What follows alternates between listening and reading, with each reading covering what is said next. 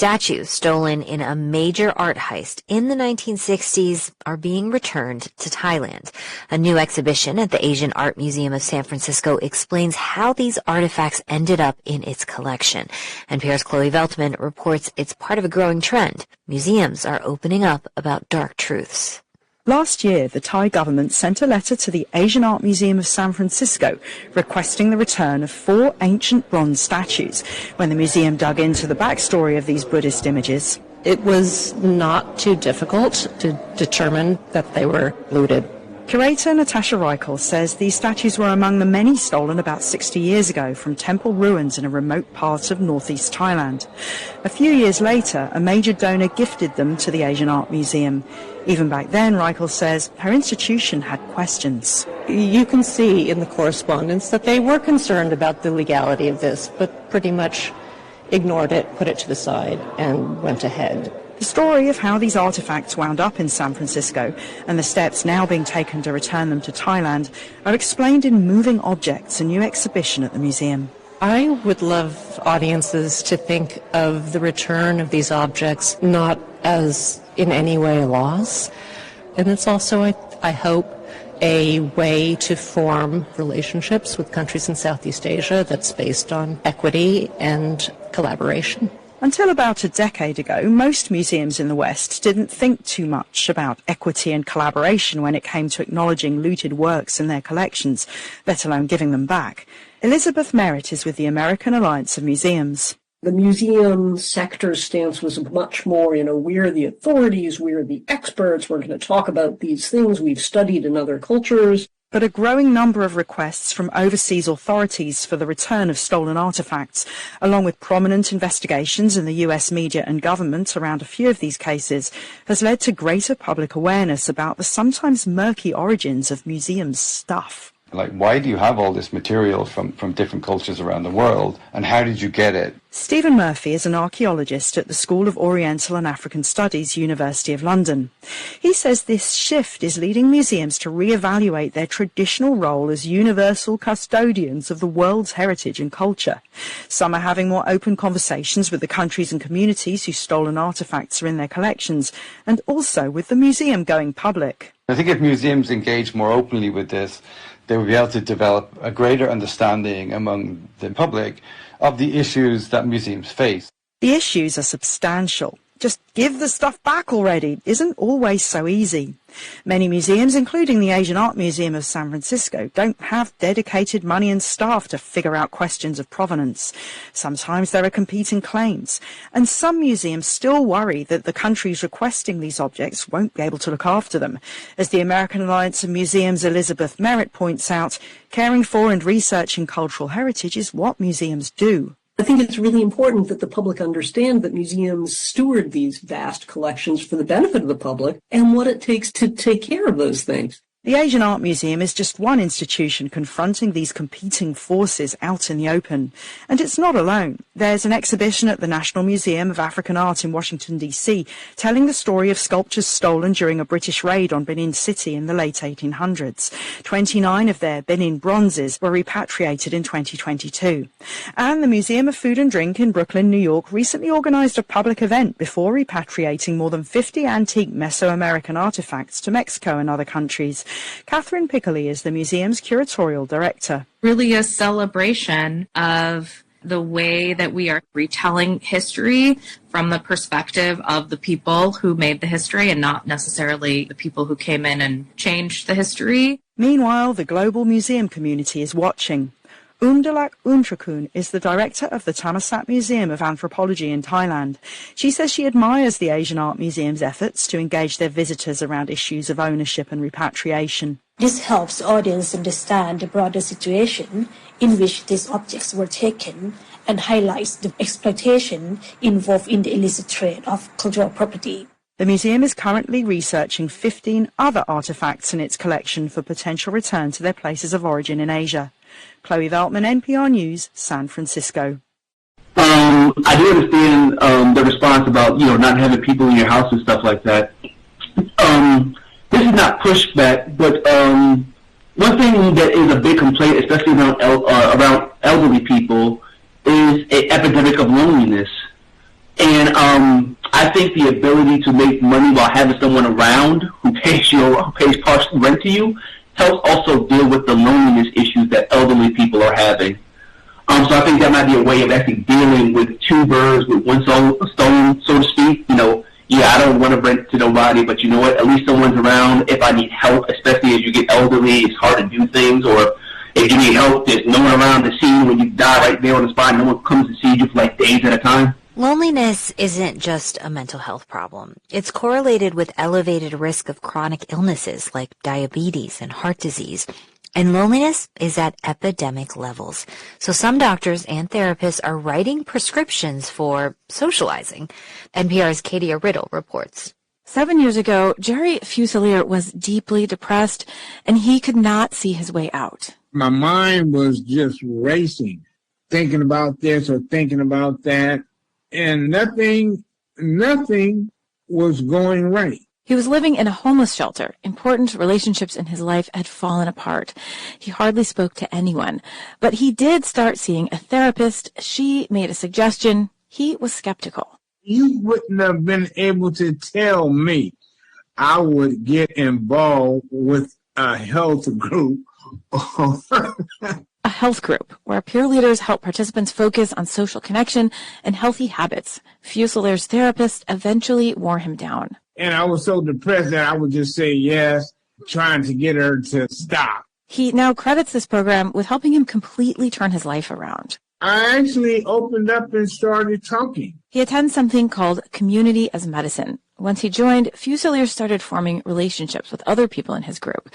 They got together once a week and talked about healthy eating and exercise, but also just life. Benjamin Emert Aronson is a clinical psychologist. He says he and his co-founder started this group because they weren't able to meet some of their patients' needs. What they needed most was not 1 hour with us alone in a room once a week, but they needed a friend to go on walks with them. You know, they needed a community. Even when he pointed this need out to his patients, he had no way to help them build social supports. There's no equivalent of a CVS where you could fill these behavioral prescriptions. Now the program partners with clinics. We run these weekly groups where doctors refer their patients in just like they would refer them to any other group or any other resource. Many participants have seen significant drops in things like depression, blood pressure, emergency room visits. Some have even been able to stop taking medications for things like diabetes and depression.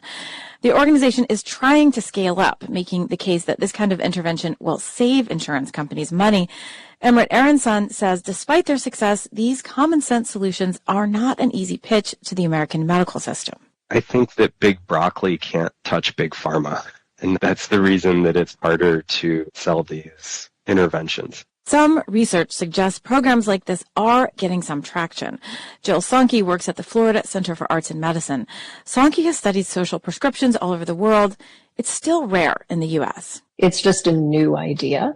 And so that lack of awareness among folks in the healthcare system, so care providers, policymakers, is significant. A paper she is publishing with colleagues takes a close look at 23 social prescription programs across the U.S. Sonke says some insurance companies are getting interested, but people need time to acclimate to a radical change like this. Jerry Fusilier is doing his part to spread the word. He has a house now and a job. When I take my lunch break, I'll go over to the park, which is across the street, and I'll sit there and I'll meditate. Meditation is one thing he learned in his group. Sometimes people even stop and take pictures. He doesn't mind. And then, I might just get up and do some movement. People be walking past and checking me out. He hopes they stop to ask him about it. He's glad to talk. Katie Riddle, NPR News. We're going to pause this for the benefit of all y'all who never saw Soul Food. Soul Food is a movie about a big, humongous black grandmother, aptly named Big Mama. Big Mama demonstrates her love by feeding herself and her offspring enormous amounts of pig lard.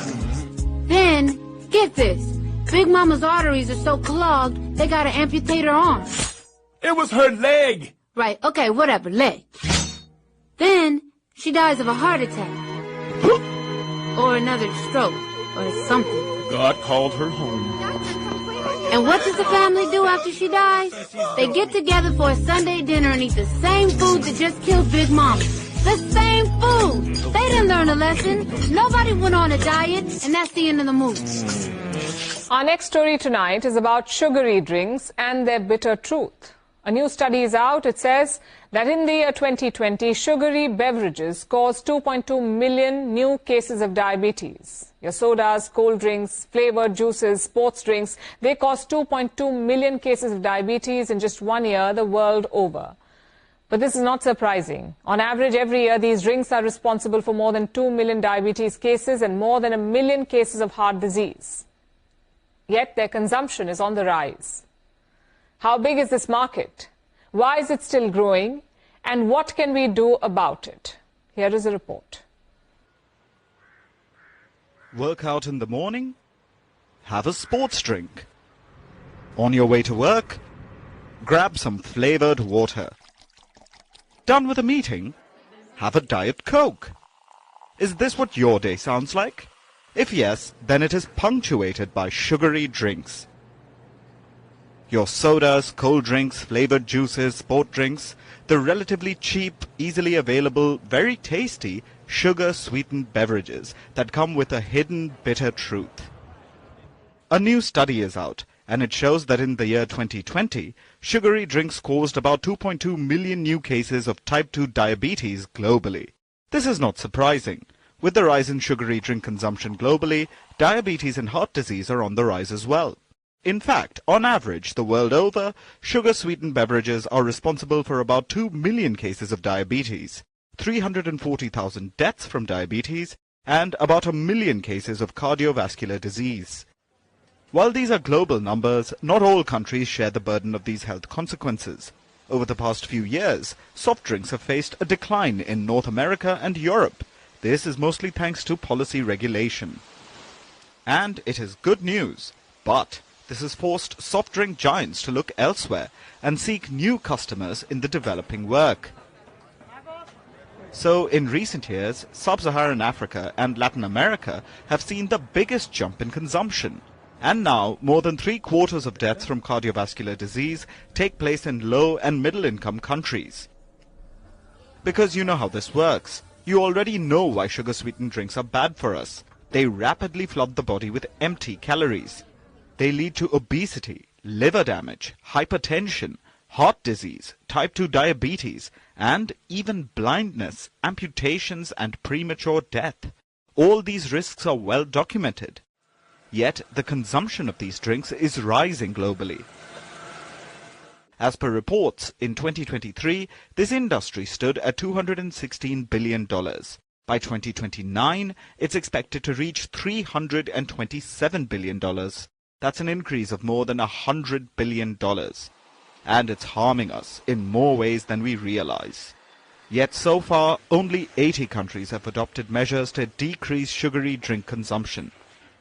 Most of them target education and awareness of consumers. But decades of research proves that this is not enough. We need to shift policy control and establish guardrails against the sugary drink giants, like increased taxes and bold warnings on packaging. There's no magic bullet, but only a myriad of policies can dent our bitter love affair with these sugary drinks. So living down L.A., California, what you say about Los Angeles? Still the only place for me that never rains in the sun. So living down L.A. Students in Los Angeles are still reeling from historic fires. Several schools are damaged or even burned to the ground, and many families lost their homes too. It has been disruptive for young Angelenos who were still trying to recover from the pandemic. NPR's Janaki Mehta spoke to some who are still out of school nearly 3 weeks after the fires began. Second grader Augusta Robbins is counting down the days till she's back in school. I really miss my friends, my teachers, and playing soccer. But that soccer field is covered in ash. Nearly the entire campus of Odyssey Charter South in Altadena has burned to the ground. Augusta's family lost their home, too. They're hopping between temporary housing right now.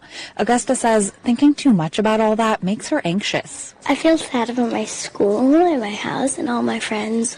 Then I kind of just go off and draw because it makes me feel better when I do that. She pulls up a drawing she just finished. What is that? I've been drawing houses lately a lot. I always draw a new house every day. Her mom, Jennifer O'Kane, says that for both her kids, Odyssey was the center of their world.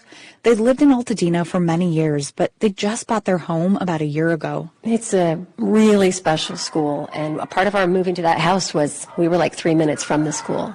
Jen's vice president of the school's parent association, and she says like so many other schools, Odyssey took a hit during COVID and was just bouncing back. With just some other incredible parents, I spent about the last 3 years bringing art and enrichment and field trips and all of that to the schools because they did not have it.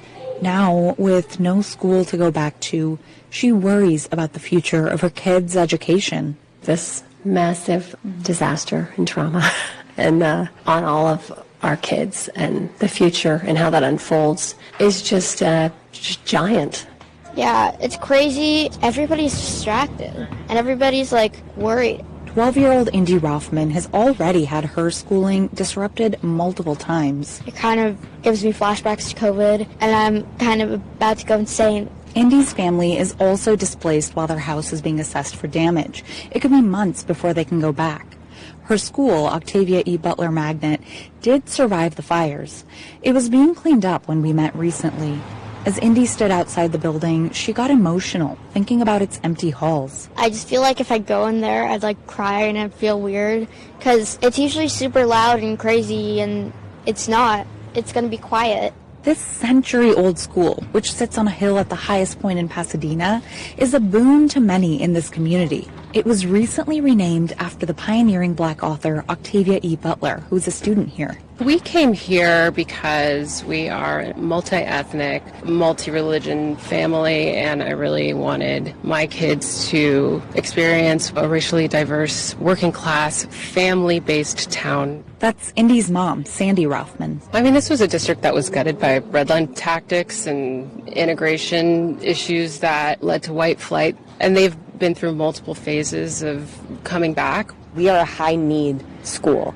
That's the school's librarian, Natalie Daly. She worries the fires have added yet another hurdle. What is this going to do to fragment the population of our school? What is it going to do to our enrollment, which seems like almost a callous thing to even think about, right? But does that mean that it's going to compound the issues that we already have? It's scary. These are some of the questions families and educators are asking as they figure out when kids will be back in school and what will happen to the ones who don't have a school to go back to. Jen Robbins says losing their home was unimaginable, but she tears up thinking about the moment she realized some schools were gone. Like if you let a school go, that is the heart of community, right? Like where we send our kids, what we build around. It's hard to know how to rebuild when some of the most just vital parts are gone. The principal of Odyssey South, Bonnie Rimacombe, told NPR her team is working around the clock to find a temporary location. And Pasadena School District has started reopening some schools that survived the fires, but it isn't clear how long it'll be until things feel normal again. And until that happens, students like Augusta Robbins and Indy Rothman are finding some comfort in hanging out with friends again. Hoping I can have a sleepover tonight. I'm going to get pizza and I'm going to see my friends for the first time, and I'm so excited. Since I last met Indy, it's been announced that Octavia and several others in the district will reopen this week. In Los Angeles, I'm Janaki Mehta, NPR News.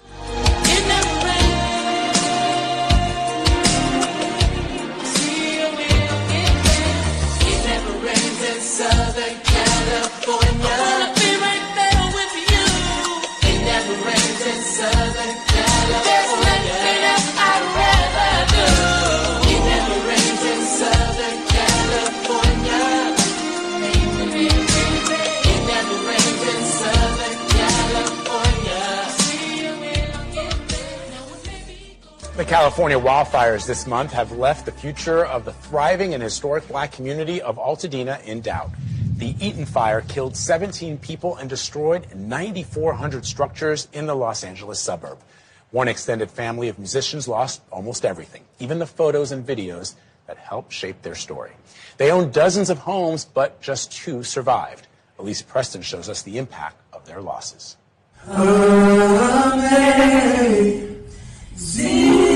They're here for healing. The Eaton fire took nearly everything from the Ben family. With no homes, no church of their own, they found harmony at this service. A staggering loss for the extended family. At least 20 homes gone, and the generational wealth they fought to build. You can feel Oscar and Lauren Ben's hearts break, recalling the moment generations of their family's history was erased. There's nothing to dig from the rubble. So I'm grateful that we have our lives. Oscar was at home in Altadena, recovering from an illness, when his daughter Lauren called from Massachusetts, urging her family to flee. The fire's coming up like it has knives. You can hear it. You can hear shattering glass.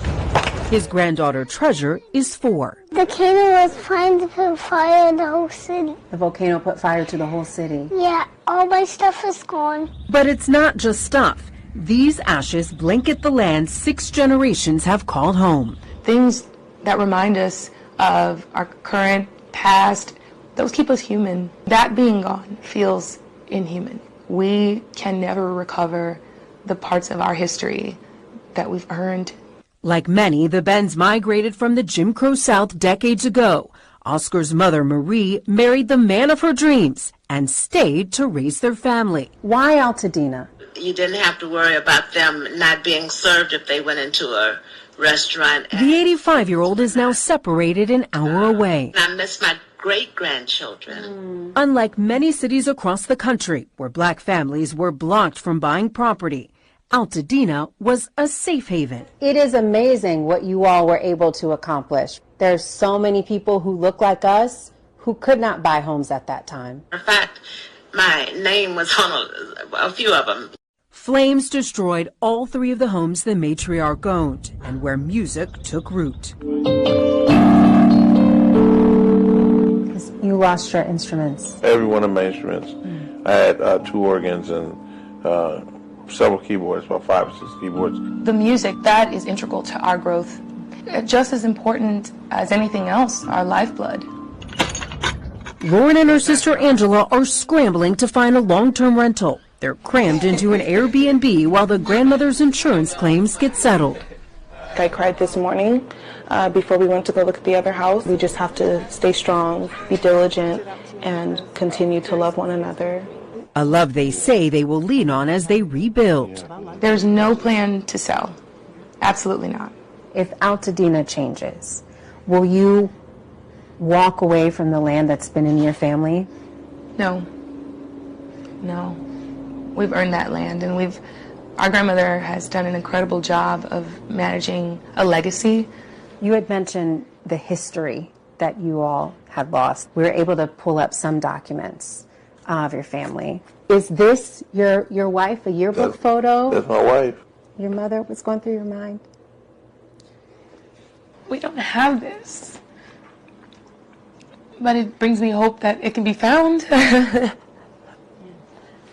This is a voter registration list from 1960, so years before the Voting Rights Act passed, and we found a voter, your father, right here. Oh, wow. Right here, Mr. Oscar Ben. Wow. It's from 1960. Wow. Man, that's amazing. Makes you feel like you belong. Like, it makes us feel like we were here, right? Yeah. Like, we don't have to prove that because our house is gone. They were here and still are. Your mother said, God is good. What has been your prayer? God will give us the strength to endure this time of transformation. My prayer, I believe, is really, it's about restoration. I'm hoping that families like ours and our city isn't forgotten. The rubble did not bury their resilience. The fire did not silence their voices. For CBS Mornings, Elise Preston, Altadena, California. Boy, Elise, thank you for that. You hear little Treasure say, all my stuff is gone, and then you hear the family's backstory. You see 6 generations. It's so much more than stuff. Yeah, and they left so much behind to go there, started a life, had a history there, so and they say they're going to build a new history. Yeah, so much more is needed here. You know, First Ladies usually have a cause, and you've already said you're interested in speaking out against bullying on social media? I think it's very important because a lot of children and teenagers are getting hurt, and we need to teach them how to talk to each other, how to treat each other, and to be able to connect with each other on the right way. It's an ironic choice, since her own husband sent out a stream of pretty nasty tweets during the campaign. In the hours after President Trump won a second term last year, Americans nationwide started receiving hate-filled text messages taking aim at their race, gender, sexuality, or religion. Investigators are still trying to find the culprit. Within the digital communications industry, it was an existential crisis. Despite years of cracking down on spam, fraud, and abuse, someone bypassed the guardrails on a mass scale.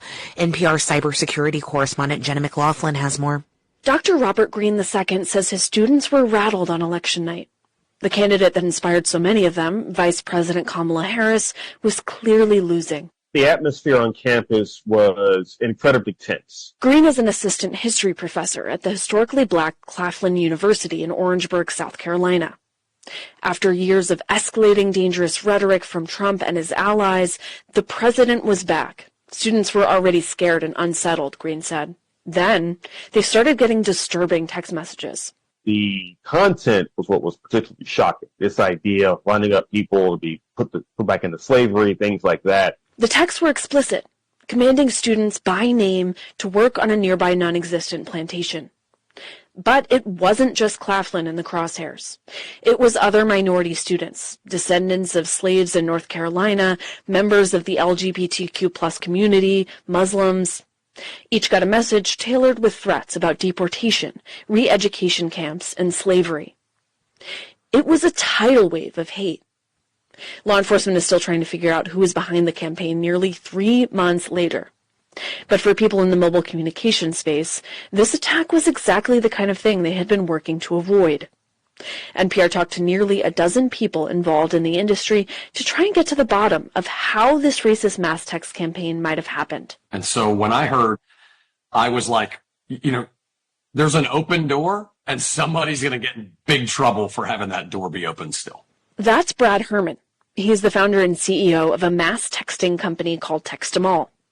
Companies like his, hundreds of them, are devoted to sending mass messages. That could be everything from facilitating an ad campaign to helping local officials warn residents about a blizzard. We send large numbers of texts to groups of folks that want and need to receive those messages. Herman's company, Text 'Em All, is one link in the chain. There's also the carriers like AT&T, T-Mobile, and Verizon. And then there's other companies that facilitate messaging. Texting is a lucrative business. That's because it doesn't require anyone to download an app. It's one of the best and fastest ways to directly reach people. The reality is that text messaging works incredibly well. John Greenlee is the co-founder at another mass texting company, cheapesttexting.com. It works so well that it is extraordinarily attractive to criminals. As Greenlee says, companies aren't the only ones that find texting super convenient and direct. Criminals love to hawk their scams via text message. Fraud got so bad several years ago that the industry joined together to try and solve the problem. Here's Brad Herman again from Text 'Em All. 3 years ago would have been almost wild, wild west. So the rate of improvement is pretty impressive. Behind the scenes, companies have been working to keep track of scammers and shut them down. They're doing it a few different ways. First off, most companies have their own filters scanning for anything malicious. In this case, texting executives I spoke with speculated that the criminals might have artfully crafted their missives to avoid obvious slurs that could trigger alarms. It didn't have a spammy URL. It didn't, it wasn't asking anybody to click on anything. There's also something called the campaign registry, where companies now have to register their texting campaigns. The good news is that all of these systems that have been put in place really in the last couple of years are actually pretty good. Good enough that Herman's Text 'Em All was able to stop the racist mass texters themselves. Herman says the bad actors signed up for a free trial, but were immediately blocked. His company wasn't the only one. Yes, I suspect they tried a lot of different places and realized immediately it was not going to go anywhere. But they didn't stop there. The bad actors were also using anonymous free digital phone numbers from services including TextNow and Google Voice to better hide their identities and locations. Both companies tell NPR they took action to stop the misuse, but by then the messages were sent and the culprits had vanished. Experts agreed that it's clear the bad actors put in a lot of effort. They were unsettled by the sophistication of the attack. They said it's almost like the attackers were probing the system, looking for flaws to exploit now and maybe in the future. One way they may have done that is by making their text look like normal traffic between friends or family, a space that's less regulated. Here's John Greenlee from cheapesttexting.com. He uses the term P2P texting. He means individuals sending personal texts, person to person. It's clear that this really exposes a weakness in P2P texting, especially if it can be sort of co-opted by individuals that are looking to send out mass text messages that don't adhere to, the regulations. People probably don't want companies to monitor their texts, even to look for possible scams, Greenlee said. It's a huge privacy violation. But they'll also expect companies to do something to make sure nothing like this happens again. Yeah, I mean, it's truly awful to receive a message like that. It's almost like a mental bullet. A mental bullet fired at the American psyche. One that might force the industry to act, though it's unclear what that solution might look like. Jenna McLaughlin, NPR News. Hitler had the supreme fascist state. And what was he worried about in Europe and in Germany? He was worried about white genetic annihilation. What is everybody in Europe worried about now? What started as a motion to do more to restrict immigration to Germany has now become something bigger. It has erupted into a fierce national debate over the degree to which the country should allow its most extreme political elements into mainstream politics. And at the center of this debate is the man who is the frontrunner to become Germany's next chancellor. NPR's Berlin correspondent Rob Schmitz joins us to discuss this. So set the scene for us, Rob. How did all this start? So this all started with a parliamentary motion to restrict immigration from Friedrich Merz. He's the head of the Christian Democratic Union, a center-right party that's ahead in the polls and will likely win the most votes in Germany's election next month.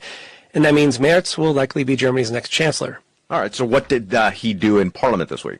Well, he brought forth a motion to further restrict immigration to Germany, and this comes on the heels of recent deadly attacks committed by migrants.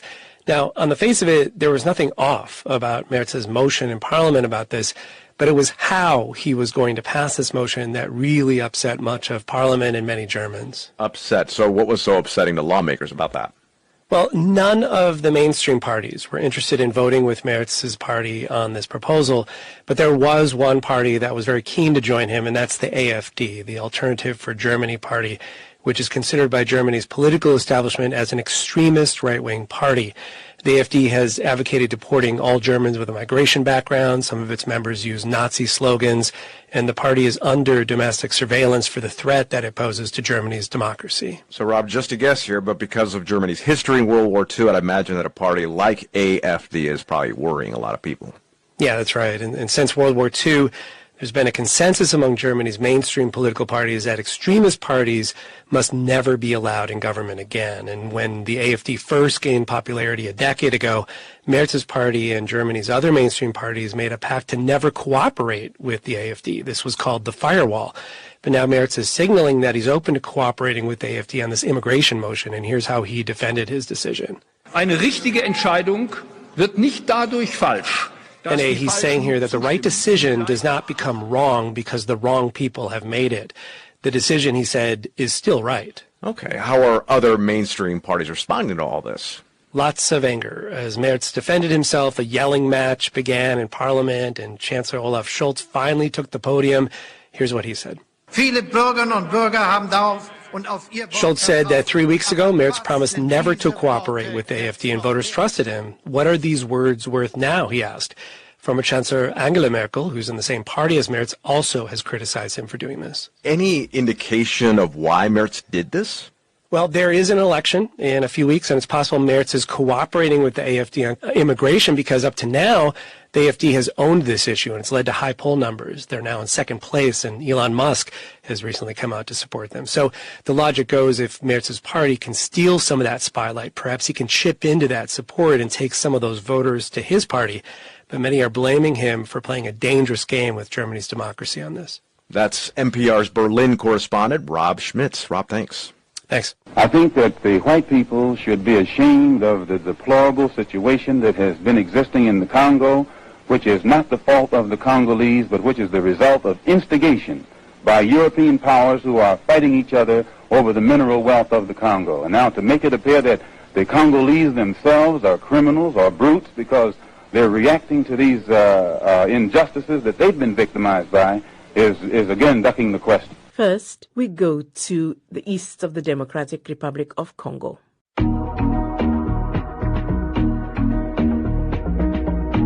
Heavy fighting, bombing, and artillery fire continues in the east of the Democratic Republic of Congo. The M23 rebel group says it has taken Goma, a strategic city by Lake Kivu. They are said to have done this with the help of Rwandan troops. The United Nations has condemned what it called the unauthorized presence of external forces in the region. The different fighting groups have been trying to assert their dominance by giving each other ultimatums to withdraw or lay down their arms. Humanitarian agencies say aid workers are risking their lives to give food and medicine to those affected by the conflict. Over the weekend, 9 South Africans, 3 Malawians, and 1 person from Uruguay were among peacekeepers killed in the fighting. On the diplomatic side, Kenya has called an emergency regional summit. We will be convening an extraordinary East African Community Summit within the next 48 hours to facilitate and to deliberate on this crisis and chart a way forward. This is in line with the East African Community Summit's decision of November 2024, which called for constructive engagement to address this conflict. President William Ruto of Kenya. He went on to say that the Congolese and Rwandan presidents have agreed to take part. But what is going on? Our Africa Region News editor, Will Ross, has been following events. Well, despite the international concern at the UN Security Council and calls for the M23 rebels not to advance on Goma, that's exactly what happened. It was a pretty lively weekend in terms of diplomatic goings-on at the UN Security Council, as well as what was happening on the ground in eastern Congo. People will say a lot of this diplomatic pressure came very late, seeing as about 400,000 people had been displaced just during the month of January. Suddenly, when the rebels were at the door of Goma, they called an emergency Security Council meeting, and there was wide condemnation of not only the M23 for trying to seize the city, but also a lot of criticism of Rwanda, and kind of openly saying, Rwanda, you need to pull your troops out of Congo and get back to the peace table. It seems like a very sudden, very rapid, very hard push. Why? There are different ways of looking at it. I think possibly these rebels and their backers, Rwanda, were thinking, well, the world is distracted. Donald Trump's inauguration is going on. America hasn't yet got going with its kind of engagement in Africa, whereas Joe Biden was engaged to a degree. They were pushing for those peace talks that broke down, the ones that Angola was mediating. So while the world's distracted, a good chance for the M23 to keep taking these swathes of territory so that if they get back to peace talks, they'll be talking from a position of huge strength. Rwanda has long denied being involved with the M23, which is the militia that is behind this fighting. So what has forced them out into the open like this? What's changed? From Rwanda's point of view, over the weekend, it was interesting that the Rwandan diplomat who spoke, he did not deny supporting the rebels, but stressed that the whole problem here is the world not paying attention to the root causes of the conflict.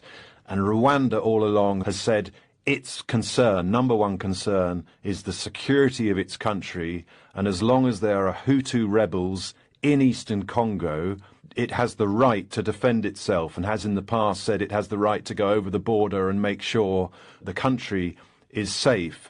But the big question is, how much of a threat is this Hutu rebel group, the FDLR, which is linked to the Rwandan genocide? Is it really a threat to Rwanda, or does the Kigali government use it as a kind of excuse for carrying out what people say is a expansionist agenda to try and seize areas of eastern Congo that are rich in minerals that will be a huge help to the Rwandan economy? And Rwanda, of course, also says that the Congolese government is not able to rescue its state. It's a failed state, essentially, and it's blaming Rwanda. And Rwanda always says that it's a small country. Congo is one of the biggest countries in Africa. Where is the Congolese army in all of this? Well, the Congolese army does not have a very good reputation. It basically turned to lots of different militias in order to try and fight the M23. And amongst those militias were the FDLR. So Rwanda says, how on earth can the Congolese army be working with this Hutu militia against the M23? How can you be working with them when you're supposed to be neutralizing this group, disarming them? And it has created a very bizarre situation where Felix Tshisekedi turned to southern African countries and said, come and help. South Africa sent troops, as did other southern African countries, including Malawi. Some of those peacekeepers were killed just in the last few days. But it's quite odd that South African troops find themselves supporting an army which is working with militia. And the same could be said for the UN MONUSCO peacekeepers. And they have been there for a very long time, and they're a huge force as well. They're a huge force. They are supposed to be protecting the civilian population. They're supposed to be using force when they're under threat. But they have obviously been seen by Rwanda and the M23 as taking sides. So that puts the UN in a pretty difficult situation. And interestingly, over the weekend, the Rwandan diplomat at the UN Security Council accused the UN of being complicit in the Congolese army and the Hutu militias' attempts to cause regime change in Rwanda. An extraordinary claim, which many people would say is kind of convenient, but it shows that they're basically accusing the UN of being very partisan in this. So where do we stand now? Things are changing very rapidly, I know, but we're talking on Monday morning. Is fighting still continuing? What's happening with people fleeing? What's happening with initiatives to actually bring some sort of order to it? It's been a mixed picture. I think the fact that President Felix Tshisekedi held a security meeting late on Sunday and stressed that the priority was protecting civilians, it suggests the army, if not deciding to let the M23 take Goma, certainly weren't going to put all of their effort into fighting to hold on to it, because they knew that the 1 to 2 million people living in Goma would be at huge risk if there was an all-out battle for the city. There have been pockets of resistance, even after the M23 rebels marched into the centre of Goma. There were also, early on Monday morning, reports of some gunfire back and forth across the border, which is a worrying development. The border with Rwanda. The Congolese border with Rwanda. But I think at this stage, it looks as though the M23 are going to get their goal of having Goma, and for the civilians, they've got nowhere to flee to. The border was shut. And there were so many hundreds of thousands of other refugees that had come to Goma, right? Exactly, and many of them were living in camps on the outskirts. So over the weekend, we saw them moving further into the centre of Goma. And it's this kind of continual mass displacement, because we're talking a lot about the politics and the battles going on, but decades of upheaval for the civilian population. And when we see women and children and men, but a lot of women and children on the move, carrying water cans, carrying cooking pots, moving to wherever they think they're going to be safe. And because this has been such a fast-moving conflict, that's been really difficult for civilians to know where to head to. Who has the potential to bring everybody around the table to stop the fighting and to settle the situation? The Ugandan president, Yoweri Museveni, used to have some sway in the region. Where is he in all of this? Well, the last UN experts' report said that Uganda was also giving some help to the M23 rebels. There is a school of thought that a deal between Kinshasa and President Museveni that allowed the Congolese army to work with the Ugandan army to take on another rebel group, the ADF, and contracts for the Ugandans to build roads, etc., that was a kind of turning point that saw Rwanda get annoyed that it was being cut out of deals. So President Museveni is not seen as a neutral in this. As I said earlier, I don't think William Ruto is particularly either. So the Luanda process that was organized by the Angolan president but pushed heavily by the Biden administration, that was kind of seen as having the best hope. Now I think a lot of people are waiting to see what officials in Donald Trump's administration do, because France has been very outspoken, hugely critical of Rwanda, but frankly, France has lost a lot of its influence in Africa, and Rwanda may take the view that we don't really care what messages come out of Paris. We care if it gets much bigger than that, because if America takes action, other countries and the EU may follow suit.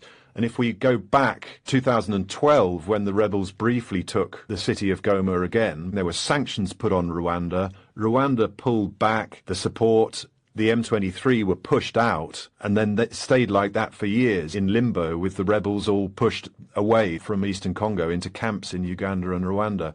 So international pressure can have a big impact on Rwanda's hand in this, but it just depends where it comes from. That's Will Ross, South Africa Region News Editor.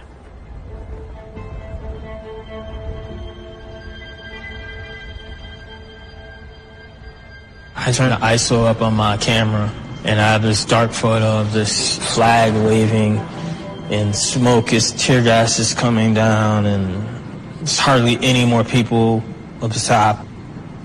It just was weirdly over.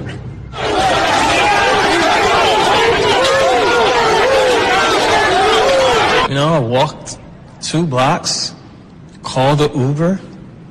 I just remember looking at who my driver was going to be, and I was so relieved that this driver was a black man. Because I really, honestly couldn't deal with any more white folks that day. I couldn't. I was just over it. We are learning new information this morning about the lengthy criminal records of dozens of January 6th defendants who received pardons from President Trump. Yeah, the president gave blanket clemency to all January 6th defendants, regardless of whether they violently assaulted police on that day. People got clemency for January 6th, even when they had criminal records for other offenses on other dates, such as rape, sexual abuse, and domestic violence. NPR investigative correspondent Tom Dreisbach has been digging into the court records. He's here to tell us more about this. Good morning, Tom. Good morning. So what kinds of cases did you identify? Well, many January 6th defendants had no criminal records at all, but we found dozens of cases where people had a significant criminal history. One example that really sticks out is the case of Matthew Huttle. He pleaded guilty to entering and remaining in the Capitol, and he also had a lengthy criminal record, including for drunk driving, and there's one incident that I should say people listening might find disturbing. Prosecutors said, quote, Huttle spanked his 3-year-old son so hard that he left bruises all over the child's backside and the child's neck, and the child had such extreme pain on his backside that he could not sit properly for a week. Then even after Huttle took part in the Capitol riot, he continued to rack up charges for driving offenses in Indiana. And just a few days after Trump pardoned him for his January 6th case, he actually just got pulled over again by police in Indiana. We don't have a lot of details. It is under investigation, but we know a sheriff's deputy shot and killed him during an altercation. So how did these criminal records, or did these criminal records, affect the January 6th cases? Well, federal judges always factor in defendants' criminal history when they decide on a sentence. One example, defendant was Peter Schwartz. Court records indicate he had 38 criminal convictions before he assaulted police with pepper spray on January 6th. And that's one reason he got a really lengthy sentence, 14 years in prison for his January 6th charges. And then Trump pardoned him, so he obviously did not finish that prison sentence. Trump has said, in general, these defendants got sentences that were too long, but the White House did not make any distinction between people who had a criminal record and those who did not. And I know that Trump has been asked about this, so what has he said about the decision to give clemency to all of the January 6th defendants? Well, I reached out to the White House. They did not respond, but Trump has made some comments recently on Fox News where he seemed to say that it would have just been too difficult to evaluate all of the January 6th charges individually. Most of the people were absolutely innocent. Okay, but forgetting all about that, these people have served horribly a long time. It would be very, very cumbersome to go and look. You know how many people we're talking about? 1,500 people. Almost all of them this should not have happened. Now, Trump's pardons only apply to the January 6th charges. So are some people still facing some legal consequences for other cases? Yes, there's an example from a January 6th defendant named Theodore Middendorf. He separately pleaded guilty to sexual abuse of a 7-year-old child. He is still facing a lengthy prison sentence in Illinois on that case. Another defendant, David Daniel, is facing allegations that he sexually abused 2 young girls in his family and possessed child sexual abuse images. He has pleaded not guilty. That case is ongoing. That is NPR's Tom Dreisbach. Tom, thank you. Thank you. Let me say something that gets to the very crux of the matter, and this may be offensive for some to hear who are not on the side that we're on. White people, we have been the problem for 400 years. Say that again. Let me say it one more time for those of you who didn't hear me. White people, we have been the problem for 400 years. People President Trump pardoned on Monday include Taylor James Jonatakis. He's a Washington state man convicted for his role in the attack on the Capitol on January 6, 2021. A jury found him guilty of 3 felonies, including assaulting, resisting, or impeding police. He was serving his sentence on Inauguration Day. It was a federal holiday, so in prison you're not required to go to work on a federal holiday. Which meant prisoners could gather in a TV room to watch President Trump as he took an oath to uphold the Constitution. And then he went into the Oval Office and signed the pardon. And when he said 1,500 defendants, I thought, I'm definitely on that list. I was housed with another January 6 defendant. So shortly after, some officers came in and told us that we had been pardoned and that they were just waiting on paperwork and that they'd have us out by midnight. So it was pretty awesome. Jonatakis walked out and found his wife waiting. Back in 2021, Jonatakis was a septic systems installer, a father of 5, and politically active. He traveled across the country to be at the Capitol that January 6th, and he brought a bullhorn. Police body cam video shows him coordinating people who pushed on a police barricade, one of those bike racks around the Capitol. They lifted it to pass underneath, fighting officers on the other side. Trump's pardon ended his 14 months in prison, and afterward he took our call. I want to understand how you think now about what you did on January 6th. I was reading the sentencing document in which the judge sent you away for what was supposed to be 7 years, and he said the defendant is, quote, not an inherently bad person, and that you'd mostly been very polite in court as you defended yourself. But then he wrote, in an angry mob, there are leaders and there are followers. Mr. Jonatakis was a leader. Do you accept that? Yeah, I accept everything that they threw at me. I didn't make any arguments or try to justify what happened that day. What happened, happened. And, I've been asked many times if I regret going or regret doing, and I've thought about that many times. I regret encouraging people to touch the gate. I did not encourage violence. I did not view my actions as that. I still don't. Which means he doesn't quite accept everything prosecutors said. Once the gate got pushed, it was kind of out of control, and that I did not anticipate. My anticipation was to kind of scooch the gate inch by inch, foot by foot is what I said.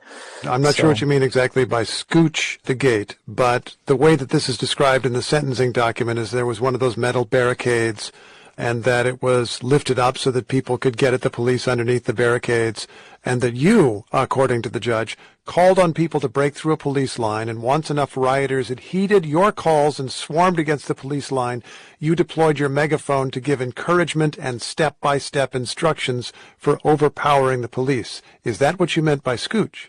That is a very creative description of what happened.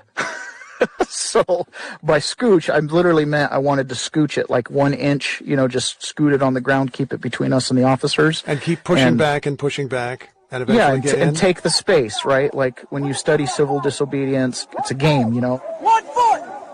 1, 2, 3, go!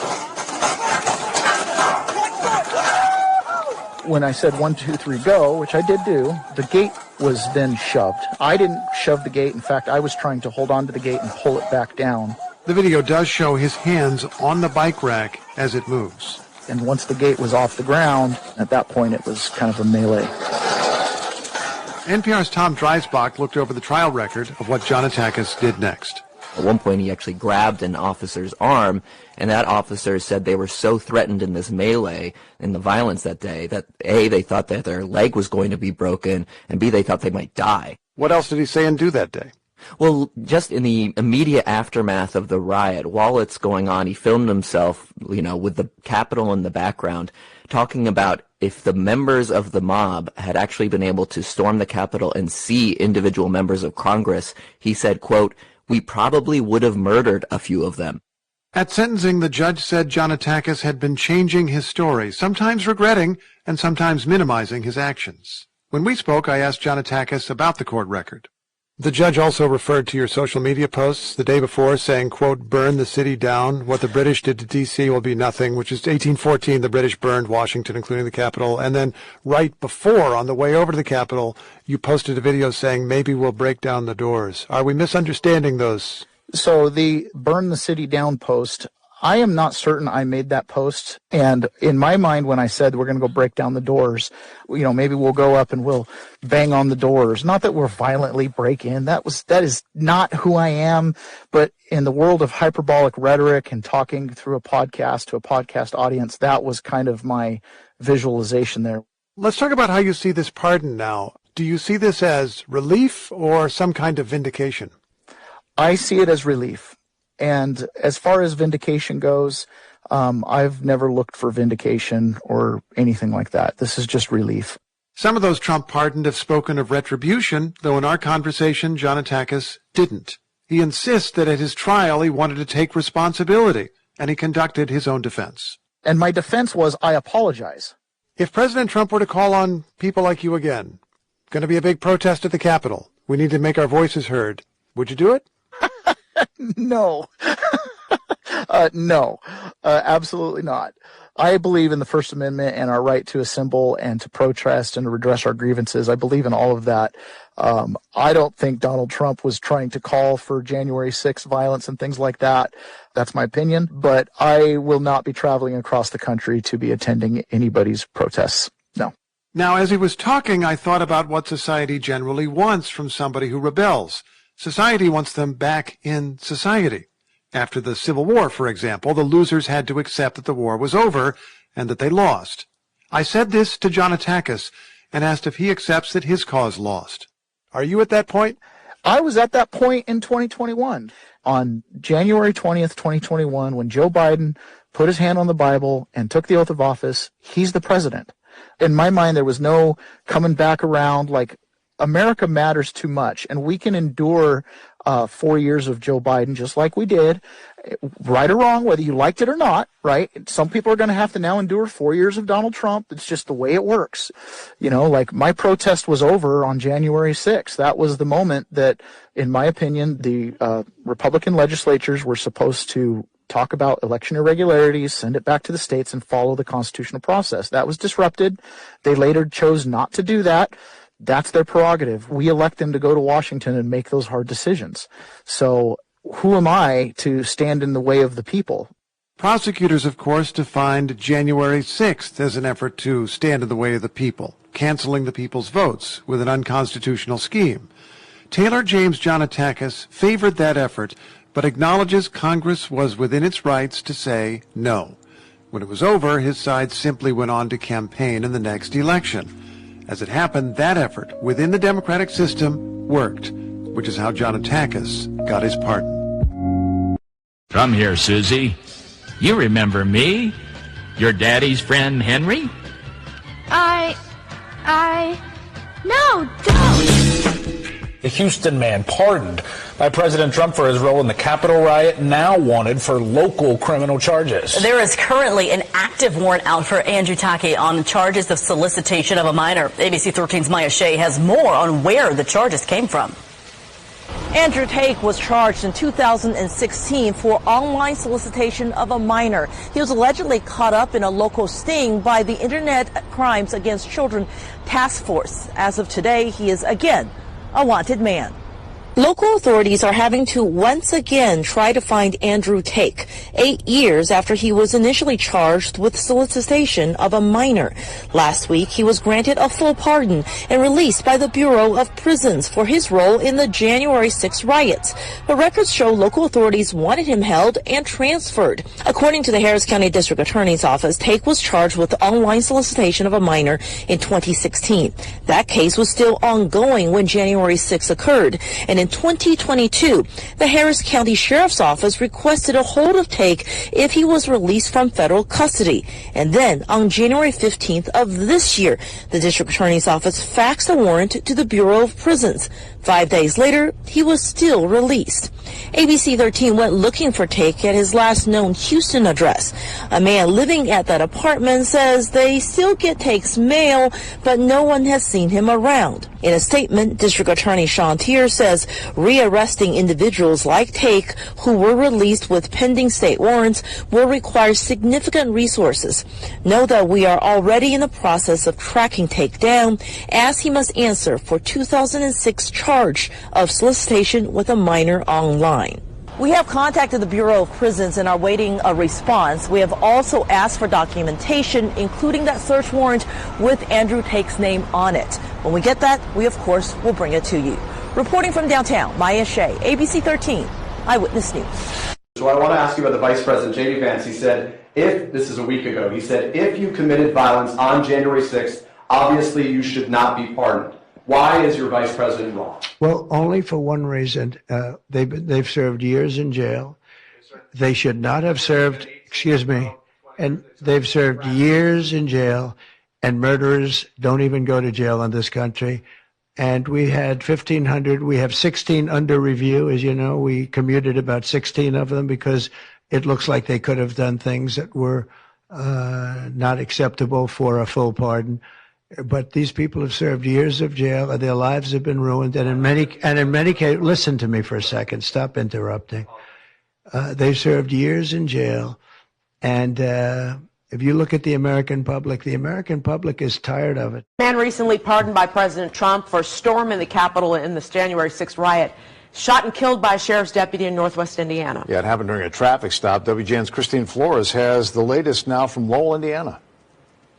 Good evening. Indiana State Police are investigating the shooting that claimed the life of a 42-year-old Hobart man. Officials claim the man was allegedly shot while resisting arrest. Matthew Huttle of Hobart was shot and killed Sunday afternoon during a traffic stop near the Jasper-Pulaski County lines. That's according to the Indiana State Police. Officials say a deputy with the Jasper County Sheriff's Department pulled Huttle's vehicle over on State Route 14 around 4:15, adding that the traffic stop led to the deputy attempting to arrest Huttle.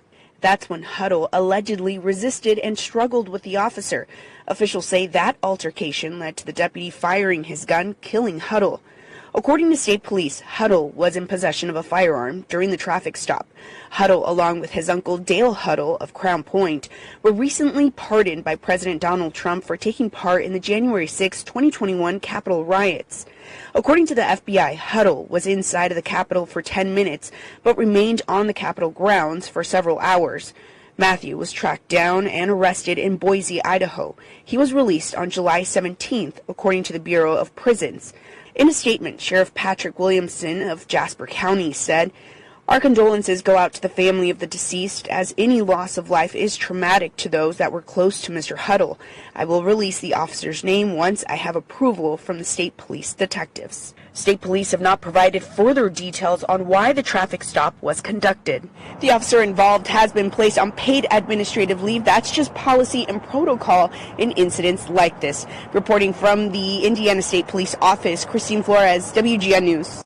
One problem black people have with snitching is that the police don't necessarily protect those that come forward. Take the case of Bernard Jefferson, who helped the police shut down a local crack house. Hey, you did the right thing. So, Do you think I might need some protection or something? Yeah, that's more the feds thing. You'll be fine. You see anything weird, you just give us a call, all right, buddy? Okay. Hey, Bernard! You snitch-ass motherfucker!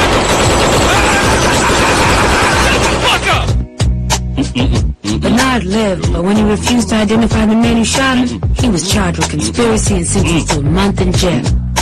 Tonight, Houston police officers who were, well, caught on video right here doing donuts in last week's snow are now being disciplined.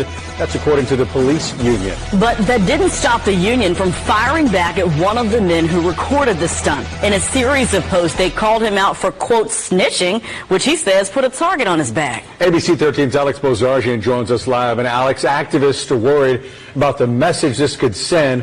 What's the union saying tonight? Eric, the union is being pretty lighthearted about this whole thing, and that really falls in line with what they've done thus far, which is essentially troll him and Brown when he went public and spoke about this video. Brown says he fears for his safety and doesn't appreciate the union airing out his dirty laundry on Facebook. The union isn't denying the officers were in the wrong, but they said they were working long shifts during the storm and, quote, got a little silly at the end. I didn't really think it was going to go viral like it did. Nor did him and Brown think this video... Yeah, look at HPD, man. Look, they out here doing donuts, man. ...would set off an internet war between him and the Houston Police Officers Union. Just leave me alone. I don't want no problems. When Brown first spoke to ABC 13, he said officers were having reckless fun and doing exactly what they told citizens not to do. We're human. We like to have a good time just like they do. The police union proceeded to poke fun at Brown for his cracked windshield on Facebook and called him a snitch. He took it a little serious, and then things may have went off the rails a little bit. The attacks got more personal and included reposted videos of Brown ghost riding his own vehicle. You can't do what he does in public and then turn around and call out others. It's really messing with me because y'all posting all my business on social media. It's like y'all doing a lot to me, and y'all really getting me scared, like, because I ain't did nothing. I ain't did nothing wrong. Y'all was in the wrong. Brown says it sets a bad precedent when police ask citizens to speak up, and when someone does, even over something minor, the union goes after them. They were trying to be dismissive of their behavior by saying that the young man was doing something similar, but do two wrongs make it right? University of Houston Clear Lake criminology professor Kimberly Dodson says the police union's actions were textbook retaliation and doesn't agree with them making light of the situation. The citizens see that, and they're less likely to take the police seriously. Brown wasn't the only Houstonian to catch officers in the middle of snow stunts. Another video was posted to social media showing a marked patrol vehicle in the Galleria also doing donuts. They know what they did was wrong. It's been taken care of.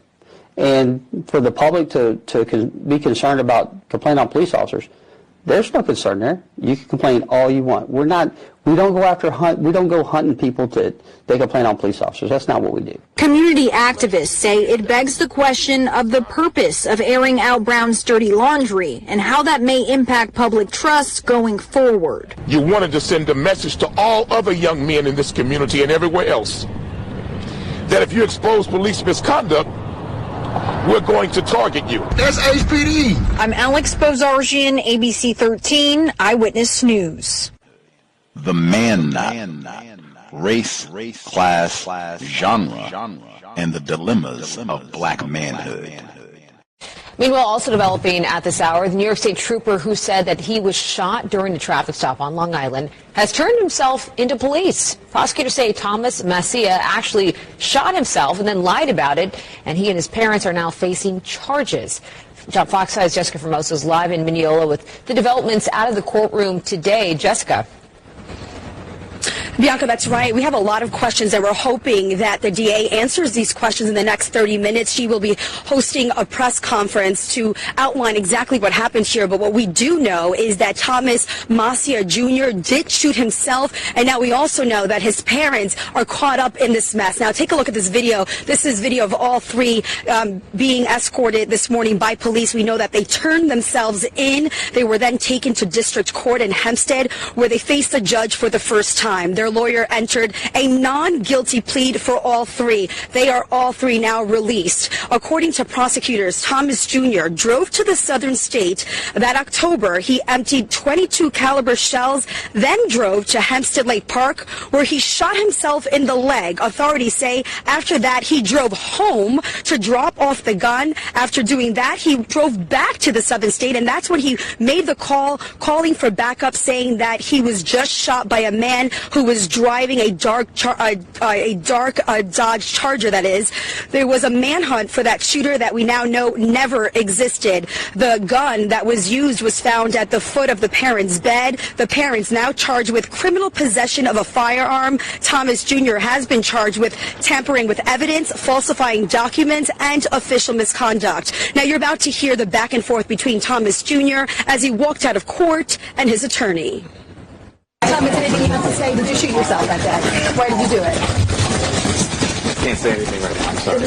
You entered a plea of not guilty for all three of your clients, is that correct? Now, again, all three have been released. They are due back in court on February 5th. And now we're here in Mineola, where at 12:30 we'll be hearing from the district attorney. I'm sure she'll have more details, because the question now is, Bianca, is why? Why did he shoot himself? That's the latest we have from Mineola. I'm Jessica Formoso, Fox 5 News. Back to you inside. Yeah, the whole thing very concerning, Jessica. Thank you for the update on that. Appreciate it. When you are flying on an airplane with your loved ones, which every one of us in this room has, do you pray that your plane lands safely and gets you to your destination, or do you pray that the pilot has a certain skin color? I think we all know the answer to that question, and as President Trump said yesterday, it's common sense. NTSB has briefed the families of all 67 victims. They were parents and students, siblings, husbands, and wives. As Brittany Moncrief shows us, one of them was an attorney about to take on a whole new role. More time. I was looking forward to actually meeting tomorrow. That's what Ngari Nachi was hoping for. Last year, she worked in a virtual group with Kiah Duggins, who was killed in Wednesday's plane crash near Washington, D.C. You see things that kind of strike nationally. You don't realize that there is a connection. So that was like the hardest thing for me. Their team was doing work involving D.C. youth and gang databases. This insights were shared, and she just had like this light in her eyes about the work that she did and the work that she's very passionate about. Saturday, and Gary was planning to meet Kiah at their retreat, which she says is now canceled. Howard University and HBCU in D.C. posting that Duggins was set to begin a new chapter as professor at Howard School of Law this fall. And once you're a bison, you're always a bison, whether you've been a bison for 5 years, 3 years, 2 hours, 2 days. Jonna LaGrone Haynes is Howard University's Alumni Association's Region 5 chair. She joins the Alumni Association's DFW president, Robin Johnson Ford, and Fort Worth Municipal Court Judge Raquel Brown, who is also a Howard alum. It's just her legacy, that we keep that legacy alive, and we keep the spirit of trailblazing for excellence alive. Duggins was a civil rights lawyer fighting against unconstitutional policing and money bail practices. Look at the abundance of a legacy that she left. She was coming into our fold, and just to the family and her friends out there, once again, we stand on business, but we stand on love. And although her time and 66 others were cut short, I just have to be grateful for the time that we did share. And those times are what we hold dear. In Dallas, I'm Brittany Moncrief. We know of at least 2 crew members from that American Airlines flight with ties to our area. One of the pilots has been confirmed as Jonathan Campos, and then a flight attendant has been identified as Danasia Elder. Both were raised in Brooklyn before relocating. And Brooklyn reporter Hannah Klieger spoke with their loved ones and has more from Gravesend. He was raised in Gravesend and moved to Florida shortly after his high school graduation. Nicole Suissa was his high school sweetheart and ex-fiance. He's being publicized for how he died, but really, this was the boy who taught me how to live. He was good at it. They met freshman year at Dewey and remained friends more than a decade after their breakup. He wanted to be a pilot from the time he was a little boy. I wanted to be a lawyer from the time I was a little girl. And we we made good on it. She remains in touch with his mother and aunt, who still live nearby. Lane Rosen is a retired high school teacher here and taught biology to Campos nearly 2 decades ago. I remember him from taking every science class that the school had to offer. I believe he took 7 science classes in 3 and 4 years. As soon as I saw his name and his face, my heart just dropped. Jennifer Rubenfeld was his middle school teacher at IS 303 in Coney Island. Campos was in her class the first year of her career 22 years ago. He worked so hard. He wanted to be successful academically. He was always very respectful and polite. You know, he'd ask how you are, and he cared. You know, he was such a great kid. Danasia Elder has also been identified as one of the flight attendants on board. Her friends and family say she grew up in Coney Island and moved to North Carolina after her mother died. Her extended family members were not available to speak on camera, but say they're devastated to learn of the death of the beloved wife and mother who always dreamt of having a career in the sky. In southern Brooklyn, Hannah Klieger, CBS News, NewK. Stay with CBS for continuing coverage on the mid-air collision on the evening news at 6:30 tonight and online at cbsnewyork.com.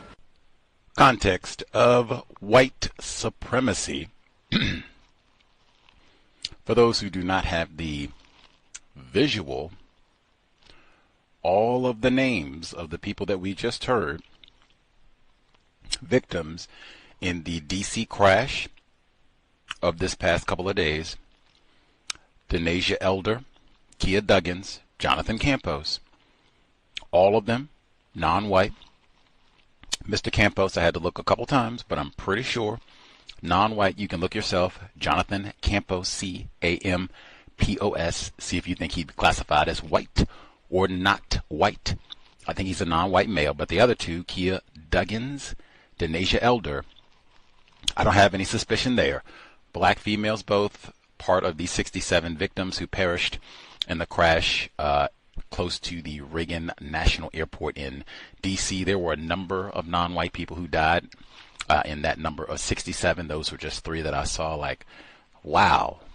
Wow. Tragic all the way through.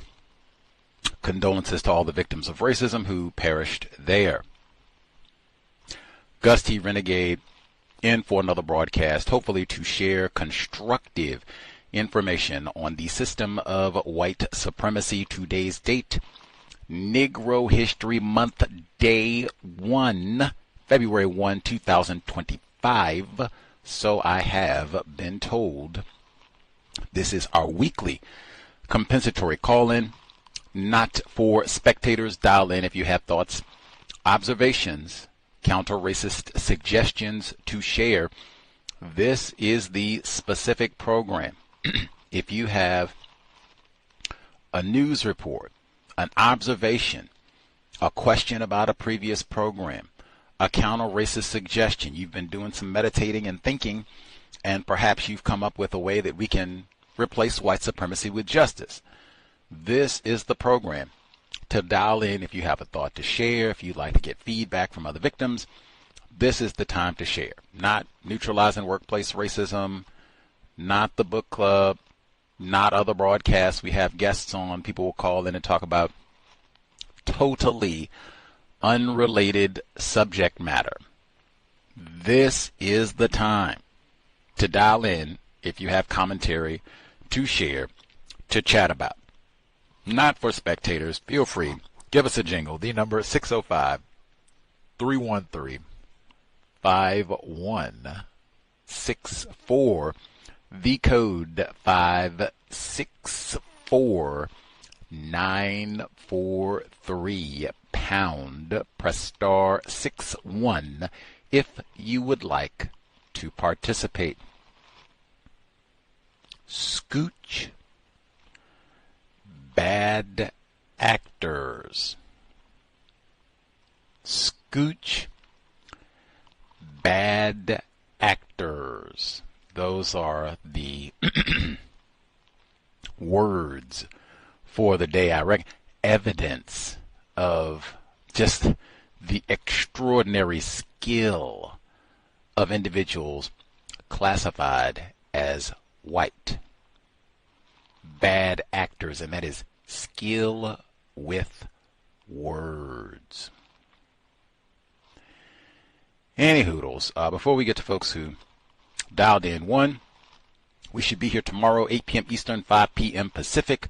More info on Roger Golubski raping race soldier in Kansas City. More details on that tomorrow. Normal broadcast time, 8 p.m. Eastern, 5 p.m. Pacific, 7 p.m. Central, I guess I should say, since Kansas is Central Time and all that. So 8 p.m. Eastern, 7 p.m. Central, 5 p.m. Pacific. Tomorrow, that would be Sunday, and you don't even have to battle with the Super Bowl, which is a week from tomorrow. Even though I'm really disgruntled about that, I would have much rather been talking about Roger Golubski live time, pat my homeboy out there, get a little brain damage, give a little brain damage, and get that Super Bowl. But, can't get it all the way you want. Tomorrow, 8 p.m. Eastern, 7 p.m. Central, 5 p.m. Pacific.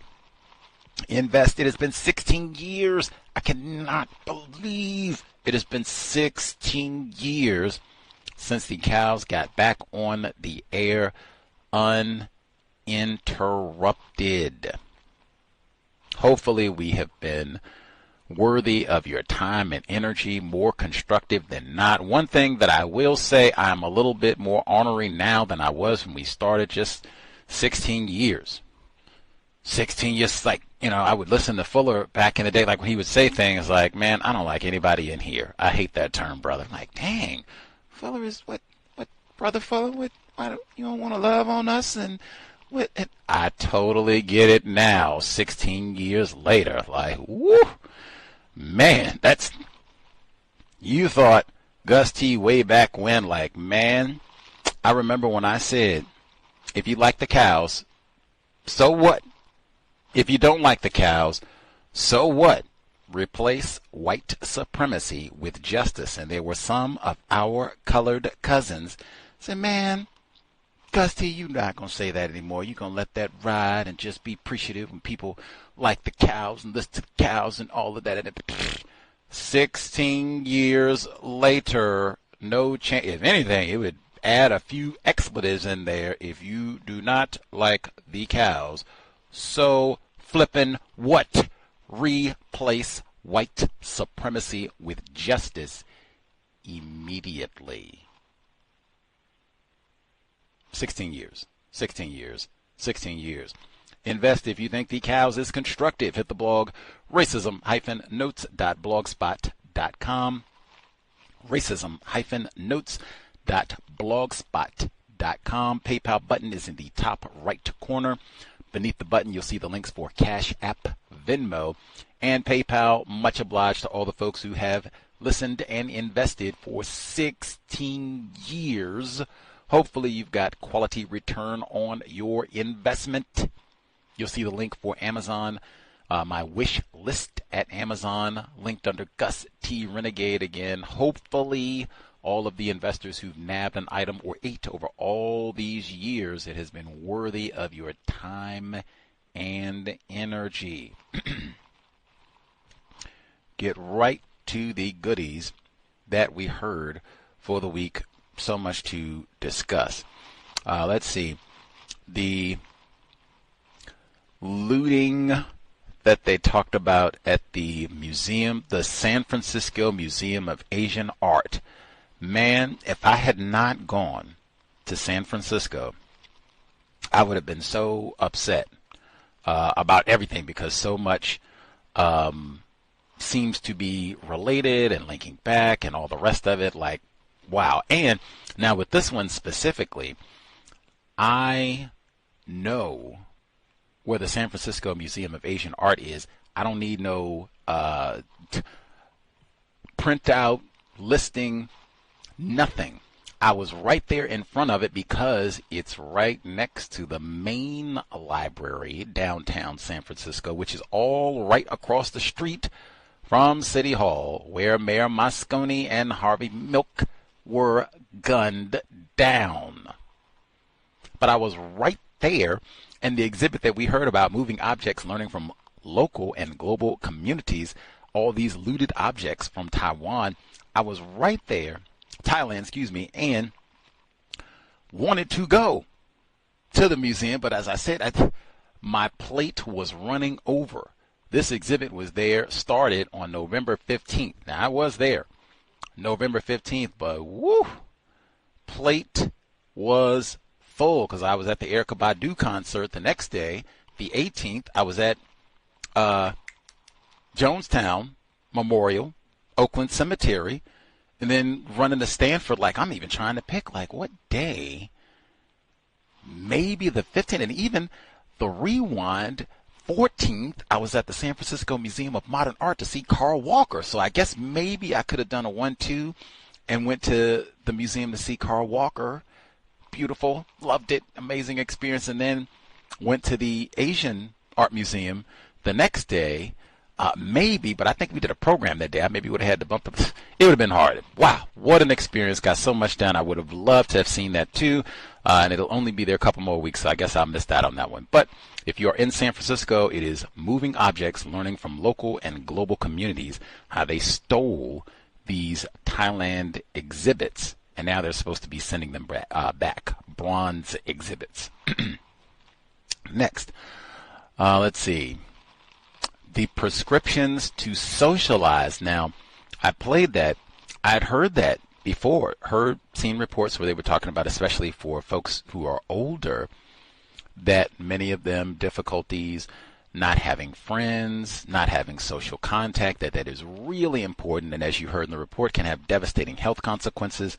Our own valedictorian, non-Clemson dad, had just talked about that and saying, hey, for these old fogies, as opposed to allowing them to mooch off of the tax base, how about we switch up the residential zoning codes and allow for these houses, as opposed to having these old people being stuck and cramped up all by themselves. They could rent out a room or something to a relative, he emphasized, someone close, a cousin, nephew, grandson, whatever, rent out a room. That way a younger person, till they get stable and on their feet, as they say, they have housing, and God forbid you have a medical emergency or whatever. Or let's scratch that. We'll amplify the positive.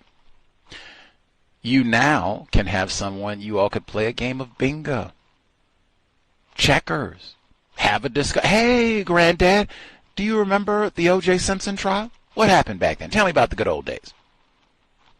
Have a little social contact, better for everybody. That, for the young person, maybe that's an hour or two where you are not on Netflix, God forbid. You can actually talk to a person, not on a screen, and maybe have dialogue about racism, white supremacy. Win, and you have a place to stay.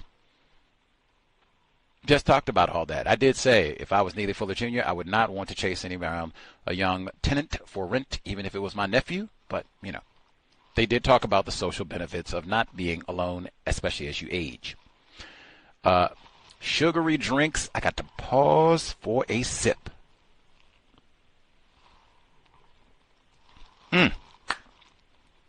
Strawberry, banana, peanut butter smoothie.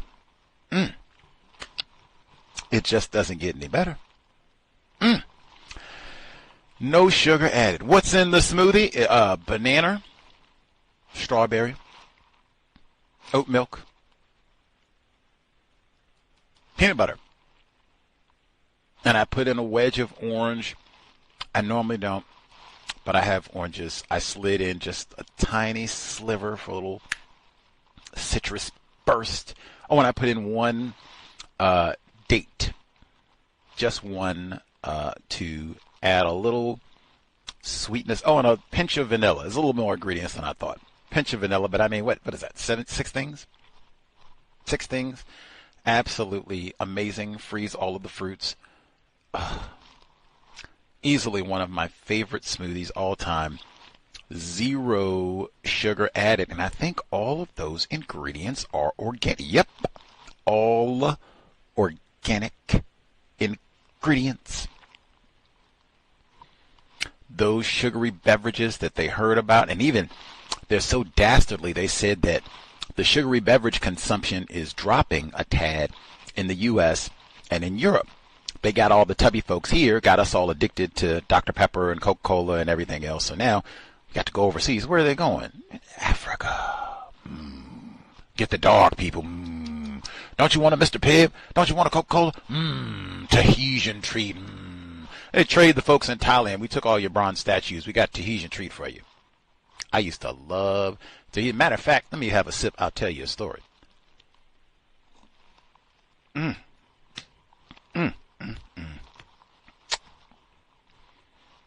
That is the best thing ever. Oh my God. Woo. Okay. So on what day was that? Tuesday. I got up early Tuesday morning. I'm going out. We had the program Tuesday, right? Matthew Taylor was on. The Violent Take It by Force. Great. I'm going out to get my tea. When I'm not having smoothie, we're talking about sugary beverages. When I'm not drinking water, the only non-sugar beverages that I consume, smoothie that I just mentioned, fruit. Nothing but fruit. I don't ever put any sugar or sugary concoctions. I don't even use fruit juice in my smoothies. Never, never, never, never. I saw one smoothie and it had a recipe for orange juice. Now, I have orange juice. I normally don't. I do have orange juice, but I never put orange juice in my smoothies. Why? I was reminded there was a European suspected racist who came here, and they marveled. They said, wow, you wacky Americans, you all just swig down a whole glass of orange juice. Wow, we don't do anything like that over in the UK. Like, it would be a small glass of OJ, or you'd have to dilute it with water. Like, wow, you all just get a big, 16-ounce glass. And I heard that, and I thought that was so odd. I am now in that group, too. One, I don't drink all those crazy sugary concoctions, so the few times that I have orange juice, it's just orange juice, nothing else. I remember there were black people who said, oh, that's old-timey orange juice, the way we used to get it. Apparently, the old-timey way with the OJ is way better than all the newfangled where they've added everything in it and all that sweetener and sugar and nonsense. If you get fresh, squeezed, for real orange juice, you probably wouldn't be able to drink a whole glass either. Why? Because I can't. It is the sweetest, especially if you don't drink or eat a lot of Chips Ahoy and crazy high fructose sugar all day long. It is the sweetest thing ever. Sade, sweetest thing ever. You'd have to dilute it or drink a very small amount. And again, there's no way I could use it in a smoothie. It'd be way too over sweet. I'd have to dilute it with quite a bit of water, probably. Anyway, I leave Tuesday to go out. Even if you want the PS, why do you have OJ if you don't even drink it like that? I got it to cook with because it's so flavorful, not to drink. I go out Tuesday to get fresh peppermint, or peppermint leaves for tea, not fresh peppermint, extract. Go out to get peppermint leaves for tea because they have it in bulk close to where I live at one of the stores. I'm going out to get tea. Young lady, attractive, black female. She's sitting outside. I normally see her because she lives pretty close to where I reside. So I see her when I go out time to time. I'll speak. Oh, hey, what's up? Blah, blah, blah. So she's sitting outside. It's Tuesday morning. She's sitting outside. Another dude. I think he's a non-white male. I don't know him. I don't know to see him, but I think he's a non-white male. But she's sitting down. I think they were doing something constructive. It looked like, oh, hey, what's up? Blah, blah, blah.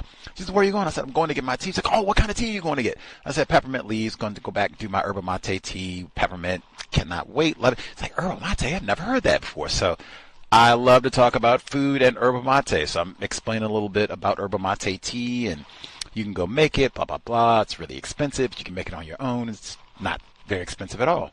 And so she's telling me about other tea she wants to get. She says, man, my uncle just got medical report, and they said he had cancer, and blah, blah, blah, and trying to get his health together, and I want to be more natural and eat more healthy foods, and blah, blah, blah. And I said, yeah, I know the fit. That's why I'm going to get my tea. I don't do all those crazy beverages. I used to do all that. Just do water, do my tea, don't add all those. She said, do you add honey in it? I said, nope, save the bees. I don't put any honey in it. She said, oh, okay, I can see your skin looks really clear and all that. That's good complexion, all that. Duh. Don't they call me Pretty Gus? Who are you talking to? I just told you I don't drink all those sodas and what have you. Water. What am I drinking right now? Strawberry banana peanut butter smoothie. Not drinking all that craziness. I know my skin looks great, reflects. I don't drink Coca-Cola every day. By the way, don't be flirting with Gus T on the sly. I was going to get peppermint tea and get it together. Anyway, so as she says all this, and I give my retort about Pretty Gus, I told you it was a guy that was sitting next to her, looked like they were doing something constructive early morning, right? He chimes up and he says, man, I drink a 2-liter soda per day. Stop Pretty Gus in his tracks, because I was, and I don't drink no more. Did you say a whole 2-liter soda per day? He said, oh yeah, I drink whole 2-liter soda a day. I gotta have. I said, see, that's exactly what I'm talking about. I said, brother, I used to, and I said, I do think this is a non-way, but I said, brother, I used to do the exact same thing before I was Pretty Gus. I was tubby, and I would drink all that soda and Coca-Cola and I love Tahitian treat, man. I would drink all that nonsense, and it's addictive. I said, that's how you end up drinking like 2 liters? Whew. I know a whole lot of people, they would struggle to drink 2 liters of water in 2 liters of soda? You might as well go on and where's the Ozempic line at, or the diabetes line? Both of them maybe like, let me get my 2 liters of Mr. Pibb and round of diabetes and Ozempic too, if you got a little side sample of that too. Thank you kindly. Like, man, we didn't even get to your teeth. Man, how many cavities do you have drinking 2 liters of soda per day? Come on, man. That right there is Fuller too when he says, I got your health. We don't need to add no other areas of people activity. We got food deserts and all the rest of it, and I control what you eat. You can't even get good water. I got your health, homie. Now here, grab another sip of that mellow yellow Mountain Dew. And then they put it in the schools and such. Come on, man. That should be anybody. If you have contact with children, if you have offspring of your own, or you do retired firefighter, right, where they pitch in, Mr. Clark, and they do the program working with the young people and all that. If you do any sort of sporting activities, God forbid, not brain damage football, but anything where you work with little people, no sodas. It should be water. And I mean, that should be one, man, I'm willing to grapple. Like, it should be no reason. We got little black people, little black girls, little black boys who are 10, 8, 5, 6, 9, 12, anywhere in there, 15, 16. There should be no reason we got to have apple juice or grape juice or High C or Jim Jones Kool-Aid or Flavor Aid or none of the water. Water, if it's got to be something not water, smoothie. Water. Get them drinking water. That is what you can get water without poison and lead. And like, wow, we are way ahead of the struggle. Water, not flavor water where they've added all these goofy colors and everything to it. Just water. Now, if we want to get them some yerba mate, hey, but you still want to do water because I don't drink tea all day long. Water. Let's see. The Los Angeles children have been out of school for 3 weeks. Man, I was staggered with that report. Now, they have lots of non-white children in L.A. You can imagine being out of school for 3 weeks and how that impact at any grade level, kindergarten, 8th grade, senior in high school, for 3 weeks. And then it's not even just like chill time for 3 weeks. It's like, oh my God, are we going to die? Oh my God, did the school burn down? Oh my God, did my friends die? Did their house burn down? I mean, it's not even like an enjoyable 3 weeks off. Did the teacher die? Did her house burn down? And then it would be all the stuff from COVID all over again. Do I have a laptop? Do we have Wi-Fi? Do I have a house, to even stay with? Am I going to be able to concentrate to do all these lessons and everything else? They even just had the report this week. They were talking about the recovery since COVID and how it looks pretty bad still for lots of children, that they have not really made up the losses from all that time and Zoom learning and distance learning, and you got to wear a mask and everything. That people have not recovered those gaps. And I am sure for lots of non-white children, it's even worse.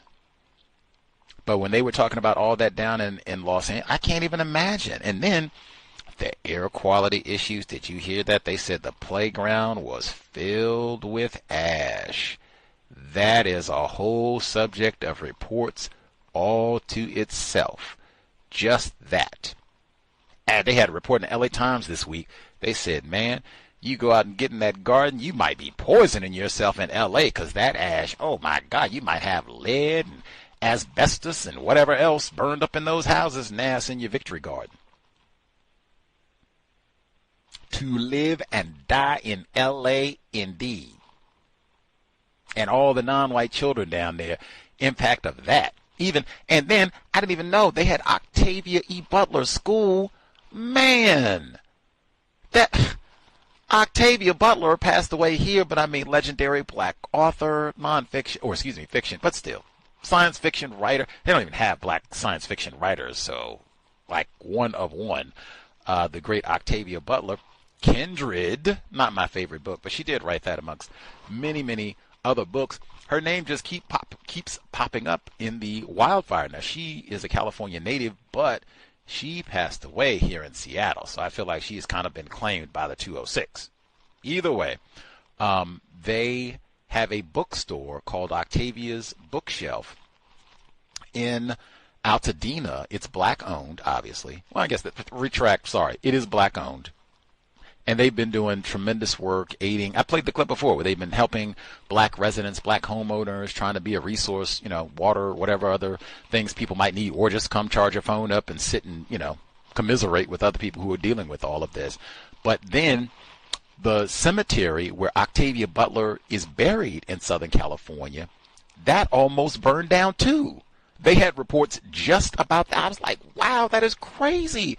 Like it got right up to the edge and then it stopped. They had pictures of her tombstone and showed it still intact. And, the rest of the folks that are buried at that cemetery didn't lose out on their gravesite. But, man, and then to hear, her school almost, or the school that's named after her, that almost got burned down too. And just, wow. And Octavia Butler, now she did do Kindred, going back in time, Plantation, all that, with Cow Bell. She did do Kindred, which I think they just made into a tacky TV movie, of course. But she also did Parable of the Sower, which I've not read, fiction, which I'm told is about this exactly, the California wildfires and how that was, everybody thought that was about what it's going to be in the future. California burned down, and here we are. The school named after her almost burned down. Her cemetery where she's buried at almost burned down. The bookstore is, geez, man. Let's see. I would encourage black people in California, this should be one, pay attention to what's happening to the black victims of the wildfire. We'll certainly do our part to keep people attentive to all of this, but man, layers of racism, white supremacy with all of that. Be mindful if you have offspring, go pay attention, go to the library, get some of the news reports. They have books on this too. Maybe even read Octavia Butler's Parable of the Sower and then go and see, wow, this is her school, or the school named after, I'll say. Wow, this is the bookstore, Octavia's Bookshelf. Wow, where she's buried at almost burned down. Dang, and she thought all this was going to happen. Dang. And then she was smart enough to move where? 206. Let's see. The text messages, well, they still can't track them down. They were nigh on 2050, and they can't find out who sent all those racist text messages. Now, that was one report right there. Bad actors. I never used that terminology, and they used it twice in that report. They're not suspected racists. They're not terrorists. Even bullies, right? They got that, don't they say that? Bad. Are you talking about J-Lo? And they're putting out all these tacky films. You're talking about suspected racists, terrorists. And they use that term. Matter of fact, that's one that you can pay attention to. When it's Leroy and Devontae that they accuse of being up to no good, do they ever call the niggers bad actors. Let's see.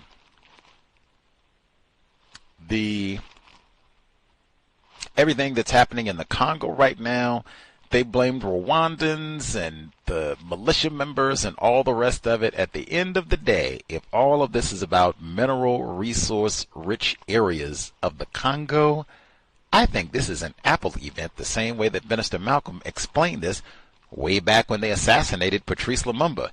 If anything, I'll be paying attention to that one just because.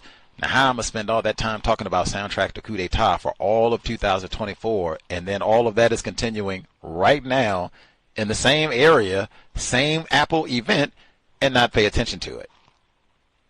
White people have something to do, probably everything. Where did they even get the guns to go and do all this? Even the idea nobody's paying attention. This would be a great time to go and snatch this territory. Where would you get an idea like that from? Usual suspect. Anything that deals with black people got to go down in the earth and dig out something in a mine shaft, I already know who is most to blame for all of that. Let's see. Okay, project. Now, as opposed to watching TV and Netflix and YouTube, I would like to know of the January 6 folks who got criminal arrest record, conviction, all of that, how many of these folks have some sort of criminal history for sexual misconduct, particularly child sexual misconduct, because that came up over and over and over. That, I would forget all the, DEI and whatever else, like, hey, how many of these white people that went down to D.C. to cut a fool, how many of these folks rape children when they're not griping about a stolen election? I would like to know, because it seemed like it wasn't just one or two. Like, how many? What does that say about toxic white masculinity? When they got to rolling to talking to specific people who were a part of, January 6th and what happened to them and what have you, man, Taylor James Jonatakis, Johnatakis, Jonatakis. And they said that this fella trekked all the way across the country to go to Washington, D.C. to do some looting.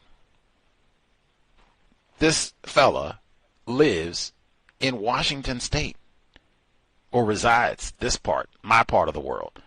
He went all the way over there to go cut a fool. They said he operates a septic system, and he traveled all the way across the country because I'm upset. Y'all ain't done the right thing, and you cheated Donald Trump out the election, and so they're talking to him. They said, Steve Inskeep, white man with NPR, he says, so what did you do when he's talking? He said, well, I got the barrier. I didn't mean to do any violence and all that. And I was with Trump and all the rest. And I don't ride with no Biden, but I was just scooching. He said, scooch. What exactly do you mean when you say scooch? He said, well, I was scooching it. I wasn't exactly trying to, bop nobody upside the head. I was going to scooch. We going to scooch our way on to justice, see? Because they done stole this. I didn't mean to hit nobody. And I don't think I was leading nothing. I don't riot. I scooch a lot, you see? Minimize, obfuscate, and omit.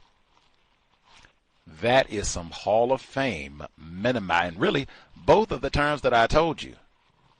Bad actors, and I mean, that's even beyond. That's obfuscating, because what are you even talking about? Are you talking about criminal activity or J-Lo movies? And then I'm scooching. Now, anybody, you go show that footage from January 6th.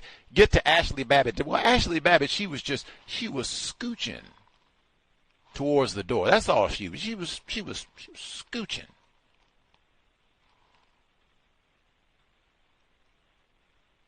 How many of y'all have you used that term before? Scooch?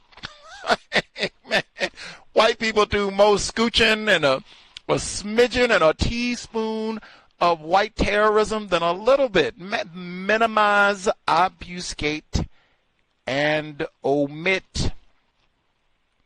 Because it seemed like we had more than a scooch of child rapists amongst the white terrorists that they all pardoned from January 6th. Now, this continued. They said that they had the white fella down in Houston. He was pardoned.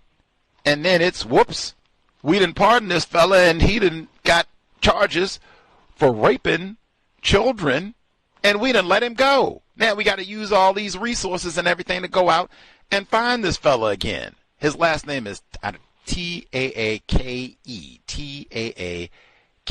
Andrew Taake, I guess is how you say it. Taake, whatever it is. Now, I want you to tell me how many Leroys you think this would happen to. Leroy was down there cutting a fool. We'll say it was Obese again. Obese got cheated out the election. Leroy said, I'm mad. I'm going to go to D.C. and cut a fool and throw urine on people. Remember they talked about that in Mr. Dunn's book, Standing My Ground. They had the urine peeing everywhere and the pistachios, remember? Okay, so we go down. We got our pistachios. Mad. So we get down there. And then they find out, wait a minute, Leroy. You've been out soliciting children for sex. How dare you, Leroy? Get on in prison. Obese gets back. He gives out a pardon. And then they say, well, we're going to let Leroy go. And then find out, wait a minute, Leroy still got them sex charges. He been raping children. We didn't let Leroy go. Oh, we got to find Leroy. Are you serious? Are you serious? And then, is this another one where I get to, white people don't care about children? Is this one more? What? Where are the parents and relatives of this minor? This fellow was trying to rape their child. Where are they at? I would love an interview with them. Like, this dude is out trying to rape children, and then he's out terrorizing folks up in D.C. The new president pardons him. Now they can't even hold him accountable for trying to rape children. What does it mean to be white? That's the same thing with that white fella in Indiana, had that long criminal history. I didn't hear child rape there. I had to go back and double check. Long criminal history.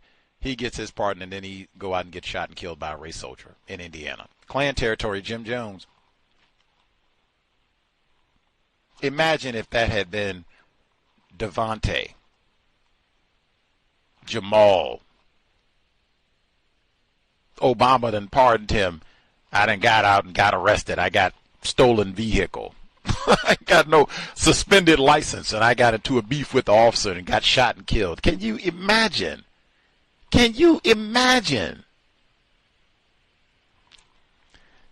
Anyway, the project can we find out how many of these January 6 people, child rapists, not sexual conduct, I mean, that is important, but specifically child rapists.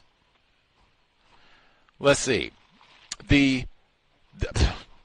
I even have to pause again. I have to see if I can do this as a mature victim of racism. Okay, Hammond Brown. As I was going to search Andrew Taake, this is a white man in Houston, Texas, who got pardoned sexual abuse, and they're trying to find him. They released him. They can't track him down. When I was looking for the information about Houston, a side report popped up about Hammond Brown, and accused him of being a snitch.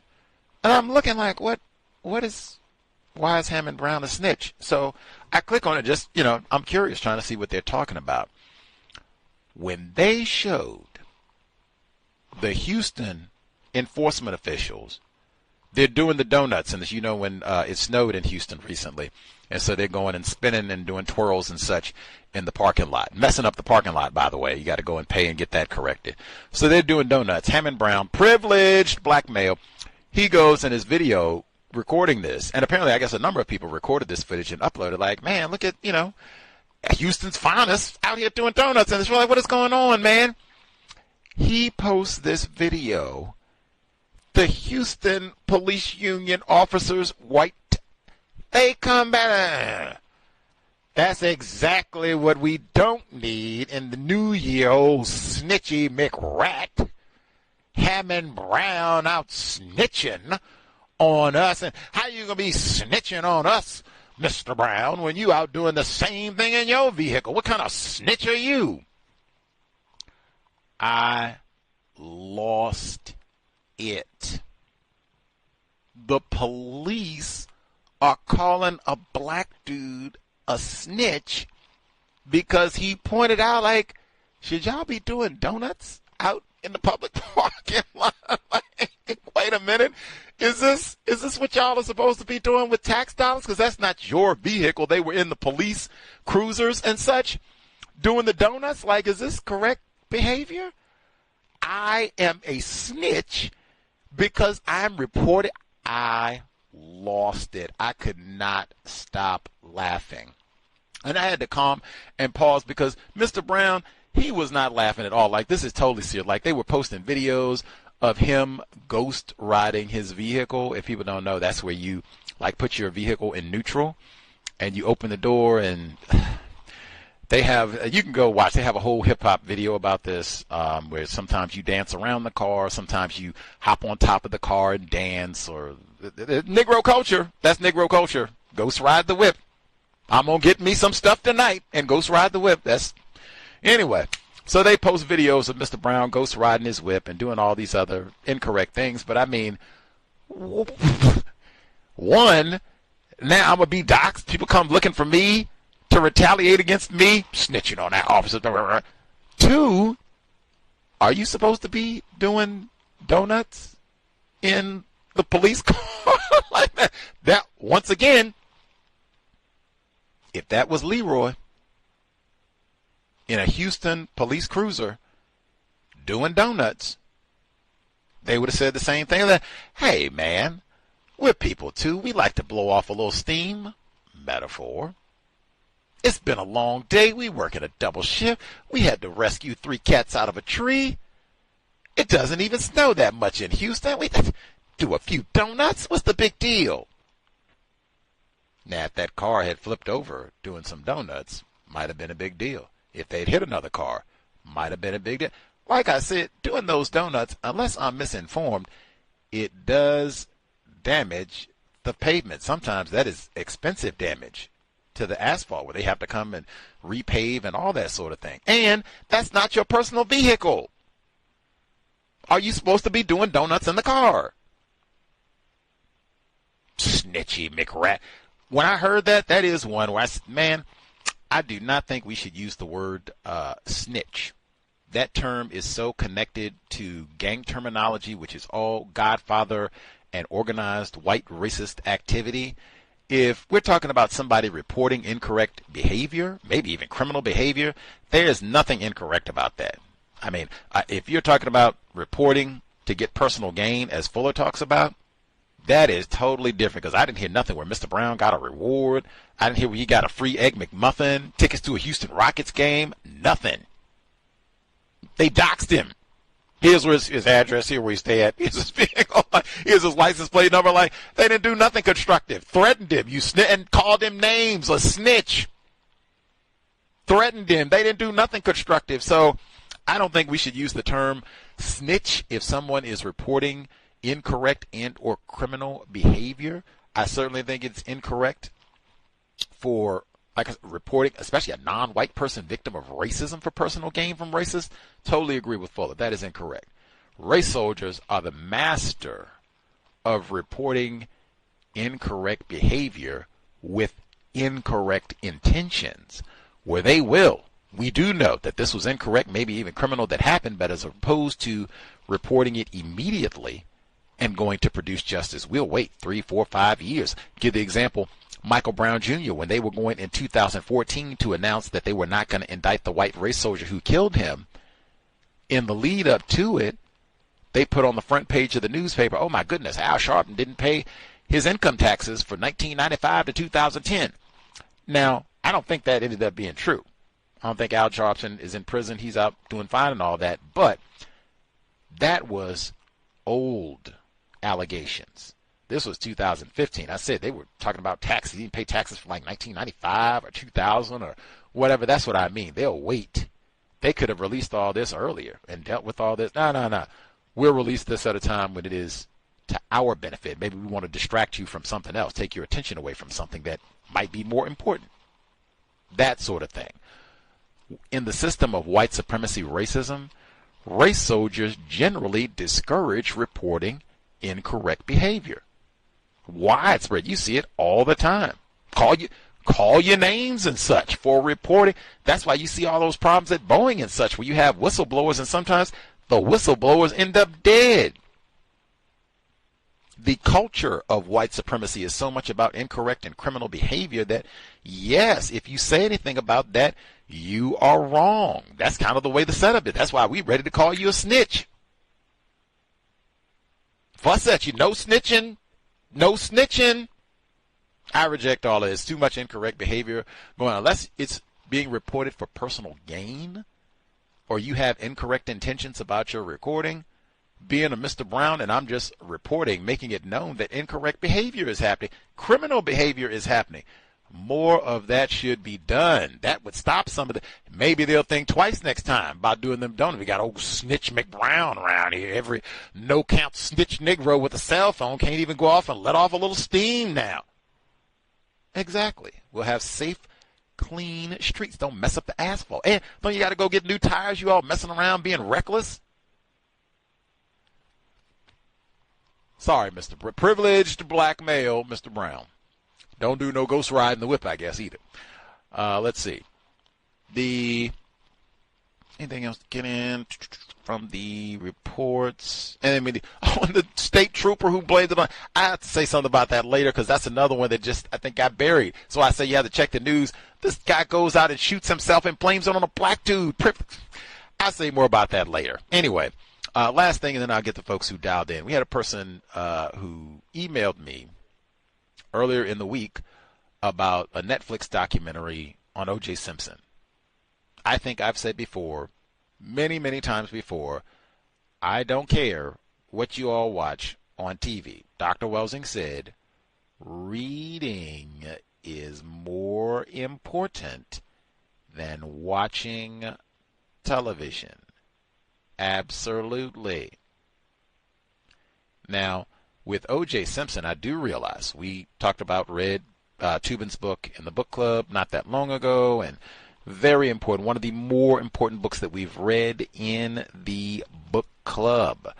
All of that said, I do not go out to watch every O.J. Simpson documentary and project that comes out because white people make so many of them. They, for years will probably be going on. He did it. He confessed and all the rest of it. I don't, do any of that. I just try and ask questions and, share our content with other non-white people who have been confused, tricked, and maybe not investigated thoroughly the O.J. Simpson case. They've just watched all this nonsense on TV and heard legions of white people now for decades say, he did it, he did it, he did it. So just by osmosis almost, they just accept it without critically evaluating. Oh, yeah, O.J. did it. But I don't go to watch all these projects. You've seen one, you've seen them all. So the person emailed me earlier this week to let me know about this project, reminded us of the C.O.W.S book club, Catherine Massey book club, that we talked about all this. So I wrote her back to answer her query. This is what I said. Hope the C.O.W.S has been worthy of your time and energy. White people maintain the system of white supremacy primarily through deception, and one of the tools of deceit is to stick to the lie. White people come up with more new and lame projects about how O.J. Simpson confessed, and he really did it, and this is the greatest injustice ever. Tubin can sell more books and hope people forget about his Zoom debauchery. This all perpetuates a black misandry and white supremacy racism. Also, why reading is more important than watching television. O.J., Johnny Cochran, F. Lee Bailey, and some of the other folks involved in this case have since died, and the trial was over 30 years ago. With bad memories, young people who were born this century, and lots of ignorant people who don't read, non-white people, these deliberately false films corrupt the thinking of large numbers of non-white people. ESPN did an 8-hour project full of lies, and Tubin has more material been discovered since the juice left us. Question. Lies only work if you keep telling them, and victims are addicted to screens, TV screens, phone screens, Netflix and Hulu. Oh, we got to do it. So she responds, thank you very for your reply, Gus. I'm listening to the program right now, and I remember during the Tubin book read, you'd sometimes address questions from the email in the program. If it's possible, I was wondering if you could address this Netflix documentary on the program. Absolutely not. My question is, with everything we know about how corrupt and racist the police are, why do so many non-white people today seem to dismiss the fact that LAPD were caught planting evidence in the O.J. Simpson case? Once again, I do not care what you all have watched on television. My reasoning for that is Dr. Welsing did not say reading is more important than watching TV unless you're watching a documentary. That's not what she said.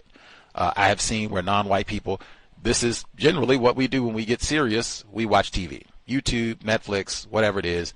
That is embarrassing, especially at this point. That is super embarrassing, and it gets to what you're asking. Now, why is it that so many black people think O.J. Simpson did this? Because we are stupid. Neely Fuller Jr., isn't that what he said? I agree. We are stupid. We do not do any research, and even apparently we don't even have like older people, uncles, aunties, grandmothers, grandfathers. We don't even have a setup where these people talk to their children about racism, white supremacy. And one of the ways this could be done where people struggle and say that, talk to them about O.J. Simpson. What do you remember? What did you see? Did you watch the trial? What do you remember white people saying? Did you think he did it? What have you seen over all these years? That would be an easy one. You could take seminal moments like that. Talk to them about Hurricane Katrina. Talk to them about your experience in school. But apparently this does not happen on a wide scale basis. Not at all. We don't have, apparently, large numbers of parents classified as black who saved newspaper articles about O.J. Simpson or books that they thought were important or clips from the trial or anything like that to talk to their offspring about O.J. Simpson. So everything we know about this comes from the osmosis of racist white supremacist culture, and then how many Jeff Toobin documentaries we have watched. I even said that. I said that back when we started reading Toobin, that I hadn't read anything. And you all can think, how many black people that do you know have any books about O.J. Simpson? Any books? I say that as I look on my bookshelf, Johnny L. Cochran Jr., Journey to Justice. Walk it like I talk it, damn it. But how many of you all know somebody who has an O.J. Simpson book in there? Any? I'm going to take it 0. I can't remember going to any black person's house. I don't remember any black person in my family, anybody. Any book on O.J. Simpson, really anything serious about that Simpson trial? Nothing. That's how you end up with black people who, we're stupid. It's very, very easy to manipulate, trick, and dupe people who are stupid. They keep us out of school. We don't read anything. We don't seriously study anything. We don't really take things, we don't even take racism seriously. So it's very, very easy to trick us about all of this. And anything where you got a large number of white people saying he did it, like, ooh, you're not going to challenge these white people about it. So I'm at least shut up on that. Going around here talking about OJ didn't do it. What? Have me get in trouble? I'm going to be quiet. I ain't got nothing to say about no juice. Now, even what the person said, they said, with everything we know about how corrupt and racist the police are, I don't think black people, non-white people, I don't think we're experts on police corruption, certainly not LAPD corruption. No way. Let's go back and ask the same question now. How many black people do you know they have books on policing and the history of policing and racism? Now, I suspect that number might be a little bit higher than the number of black people that have books on OJ, but most of the black people that I know, they are not experts on the history of LAPD racism. Matter of fact, Cal's Archives. We started reading O.J. Simpson, Thomas in New York. Now, it's important for context. That's not Thomas in L.A. That's not Thomas in San Francisco. That's not Thomas in Redondo Beach. That's Thomas in New York. But either way, Thomas in New York put his chest out, spoke out loud, and said, the O.J. Simpson trial has nothing to do with Rodney King. that was the first time in the illustrious history of the Cow's Catherine Massey Book Club we got a retraction in the book club. What are you talking about? Now, to his credit, he did retract that upon request, but I mean, does that sound like we are super informed about the history of the LAPD? We are not. Want another quiz? Why not? How many of you know the book The Glass House Tapes? Glass House Tapes. Do you know that book? Have you read that book? If you're a black person native to California, are you aware of that book? When I was in Los Angeles, not that long ago, I didn't talk to a single black person who mentioned the LAPD. Not one. It did come up in conversation while I was there.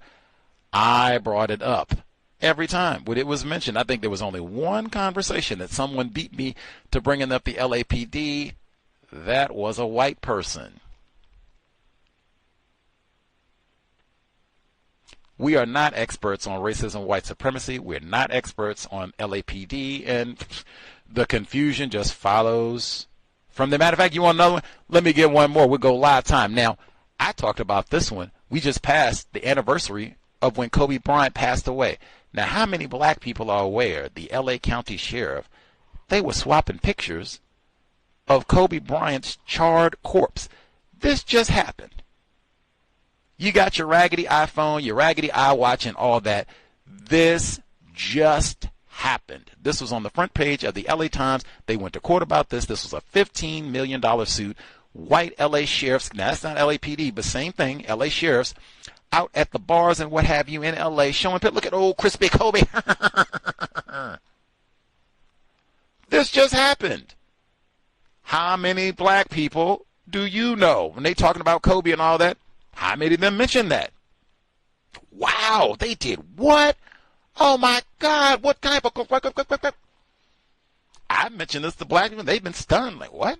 I didn't know nothing about it. Black fella down in L.A. who just contacted me. He didn't contact me about nothing about no racism. He didn't send me no information about how the fires have impacted black people. He contacted me to tell me, go Dodgers. And we chuckled about your nonsensical thinking about the air quality in L.A. County. That's what I got. I didn't get anything about black people. We are really smart and we have done our research. So that's and I see this pattern repeated. That's how you end up having all these black people who don't know anything about Jonestown. And you can just add on, you can wait a couple, you don't even have to wait. That's how you have all these black people who don't know anything about Hurricane Katrina. Pick the event, either side of the century, 2000s, 1900s, wherever. That's why.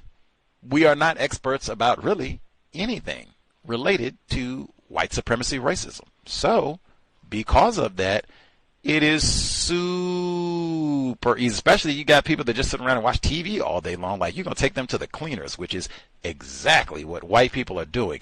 That's a metaphor. I'm going to borrow Dr. Cambon's word. That's exactly why white people have been waxing us. That's the way Dr. Cambon would say it. Like when they get the mop and they are just dragging you all over the floor like you are the limpest, lamest, most pitiful thing in the world. Yup.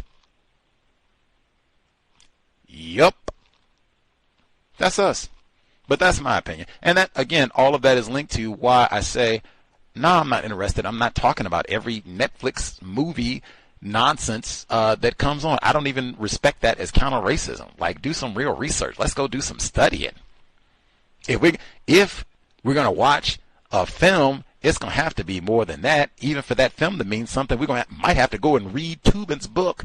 Maybe go read F. Lee Bailey's book. Maybe go read some of the LA Times articles about all this that happened at that time period. Us being addicted to screens and watching everything on Netflix, that is a massive part of why our brain computers are not high-level efficient, cranking out solutions to solve the problem. Last thing I'll say now, if black people were really experts, LAPD,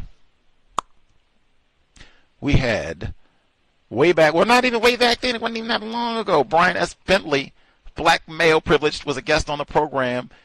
He said he thought O.J. Simpson was guilty. I said, why do you think that? He said, One, O.J. Simpson has big hands. He worked with him, met him directly, and he loved talking to people in public. That's all he said. Victims guaranteed qualified. It's in the archives, but that's the type of thing that I point out, like, dang, there's no evidence from the trial. You didn't look at the transcript. He has big hands. Okay. Anyway, but additionally, Mr. Bentley, when he was with us, he said, hey, LAPD corruption is really bad. How bad?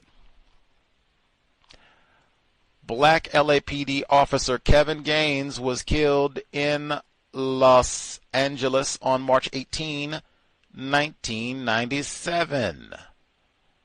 Notorious B.I.G. Gimme the Loot was killed in Los Angeles on March 9, 1997.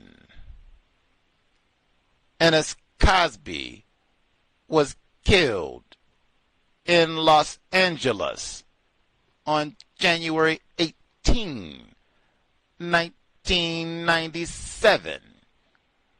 That's within 60 days. They all died in the same place. Cowbell for Ennis Cosby. Are all those related? Kevin Gaines, black male for the LAPD, was killed by a member of the LAPD, white man. Are all those cases related? Anyway, black people are not experts on racism, LAPD, or nothing else, and that's why we should probably not be watching too much Netflix. The number again, 605-313-5164, the code 564943. Pound, press star 61 if you would like to participate. Now, I would ask, did you know about the Kobe Bryant and those photographs from the LA Sheriff's County? But I've mentioned that on the program before. We've played clips about it, so C.O.W.S listeners kind of, maybe some osmosis had slipped in, but the Glass House tapes, especially if we have any California folks, if you were born in California, native to California, anything of the sort, are you aware of the Glass House tapes? Since we're so informed, let's see. 605-313-5164, the code 564943. Pound, press star 61 if you would like to participate. LA is a dangerous place. I was just reminded because I've forgotten about some of that material. Los Angeles is a very dangerous place for black people in general, but especially for black people. Let's see. Lauren with a hand up. I'll nab other folks as I see hands. Star 61. Lauren, did you have commentary? Yes, sir, I do. Evening, everyone, and thank you for allowing me to speak.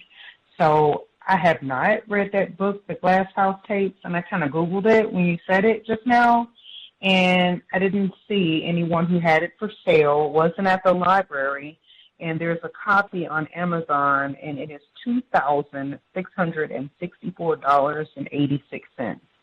So I thought I'd just tell you that before I told you what I was thinking about the segments. So the first one I wrote down, it was at the San Francisco, the museums, where they were returning stolen art that they stole from Thailand.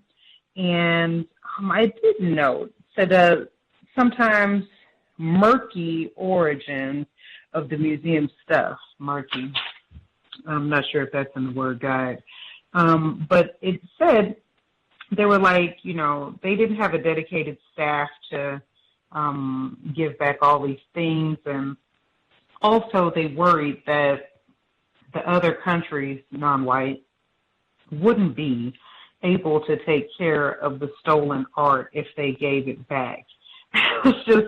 That's so outrageous. Like, just imagine. I guess I was imagining, like, what if I went and, broke in someone's house or something like that, and it was like, hey, I really want to give you the stuff back, but, if I give it back to you, are you going to be able to take care of it? That seems, I don't know, white people. The loneliness being at epidemic levels. They were talking to, it sounds like a black male, his name was Jerry, and said the doctor, I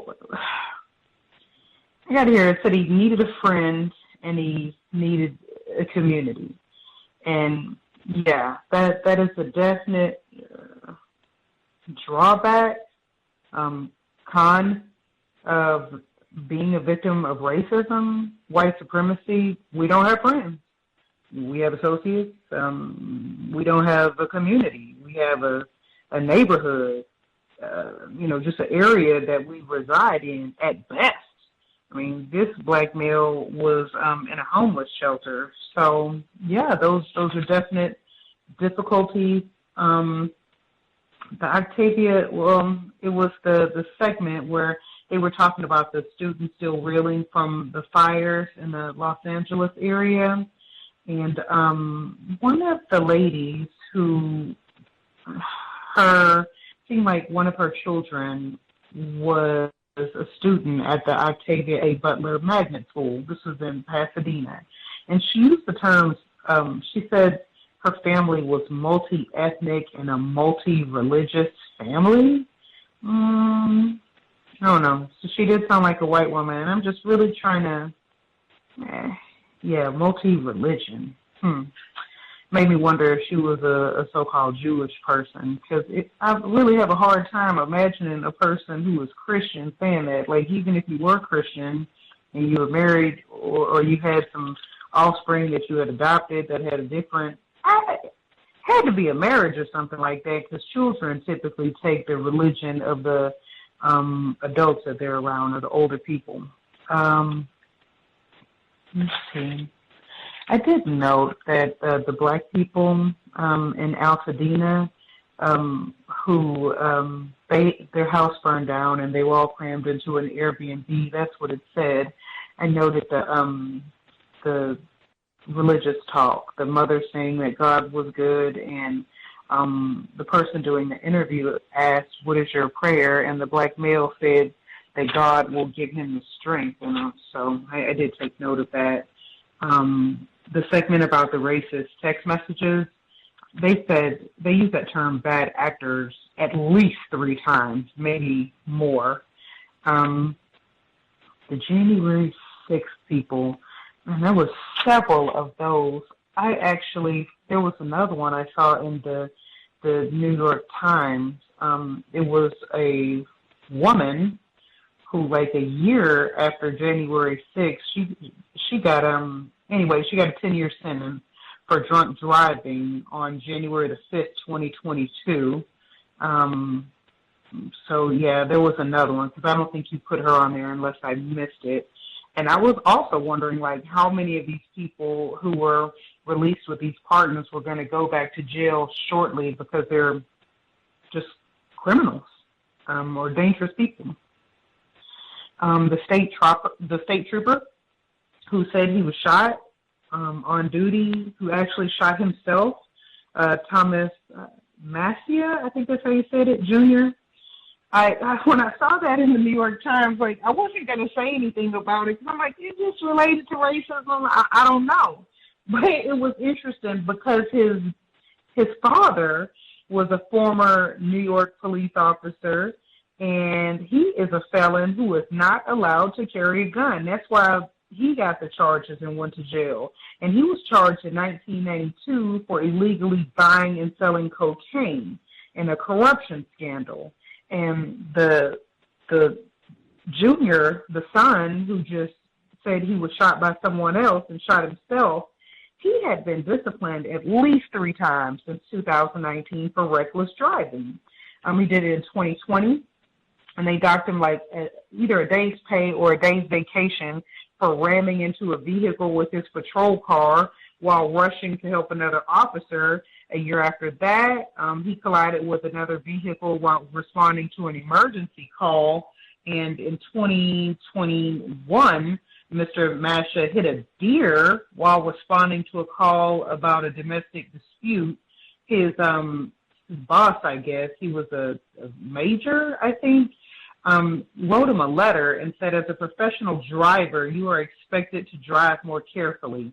So maybe he was kind of, get in trouble, always wrecking a car and stuff, and people didn't think of him as a responsible law enforcement officer. So maybe he did that to get some attention so he wouldn't look so, I don't know, pitiful or whatever you want to call it. But really, I don't know his motivation for that at all. When you played part of that segment you played it for Workplace Racism yesterday, of Donald Trump, that press conference he did after the DCA crash. It was many parts of that press conference I found problematic and racist, but J.D. Vance during that press conference said people they were suing because they didn't get hired as air traffic controllers because of the color of their skin. He meant white people. Let's see. There was a couple of articles in the New York Times in the last week that were pretty interesting. One was called "Looking to a Time When Most of the World's Babies Will Be African." Article wasn't that long, but the white man who wrote it, Nicholas Kristof, wow, it sounded really racist. Like, I usually don't, I read articles and they're related to racism because they're talking about it, but, ooh, wow. The first line of the article, it was like, much of the world is accustomed to thinking of Africa as an impoverished sideshow. It kind of made me think about that book in the book club. They were talking about the play, The Blacks. What do they call it? A clown show or something like that? I don't know. But then it said because of collapsing fertility elsewhere, Africa will make up an increasing share of the world's population, and Africa accounted for less than 10% of the world population in the 1970s.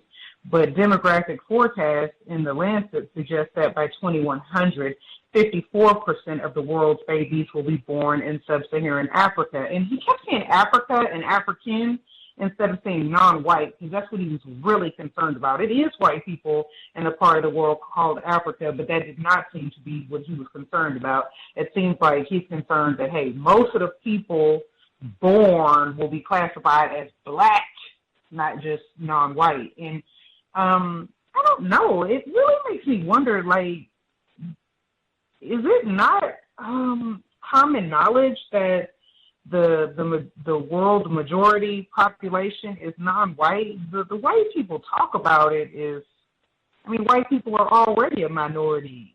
Why are they so, I don't know, white genetic annihilation? But yeah, it was many problematic things in the article. And he even went and talked to the vice president of C.O.W.S. I don't know if I'm saying that correctly, but he said that the vice president, a black male, said that African leaders, non-white people, use colonialism or the slave trade as excuses for their own failures. Like, he would go get non-white people to say things that I think he really wanted to say, but if he could quote it, from a non-white person, that maybe sounds better than him just saying it himself. But the whole article really it described the pitiful position that the non-white people in Africa are in. Really, non-white people worldwide are in a pitiful position, but that's not what he was talking about. There was another article called Elon Musk's Next Target Government Building. That was January 30th, 2025. And Elon Musk, apparently, he goes around to several government buildings and he says they're almost empty, so they should be sold. But the government just told federal employees to return to the office full time. Donald Trump just got inaugurated. It hasn't even been 2 weeks. So it seems like that's going to be a bit of a problem. If you tell everybody they have to return to the office, but then you go around selling the government buildings, it seems like that's going to be a problem. I don't know. And also, encouraging, sending the federal workers the email, encouraging them to resign, saying, hey, if you want to resign, just, respond to this email with the word resign. what would they do if even, I don't know, 10%, 25% of air traffic controllers just resigned? And it's ridiculous. They're not going to do the things they're saying they're going to do. They're not going to give you 8 months of admin leave. I think the max admin leave you can get is maybe 24 days, 25 days, something like that. So that's not even in the rules. I don't even think that's possible. And it's not even guaranteed. I don't know. That's all I have for now. Thank you for allowing me to speak. Wait, I do have one other thing, but I'm not really sure if it's appropriate. There is a movie theater kind of near here that is showing movies for Black History Month. Is it okay if I say what some of those movies are? Oh, let's hear it. Okay.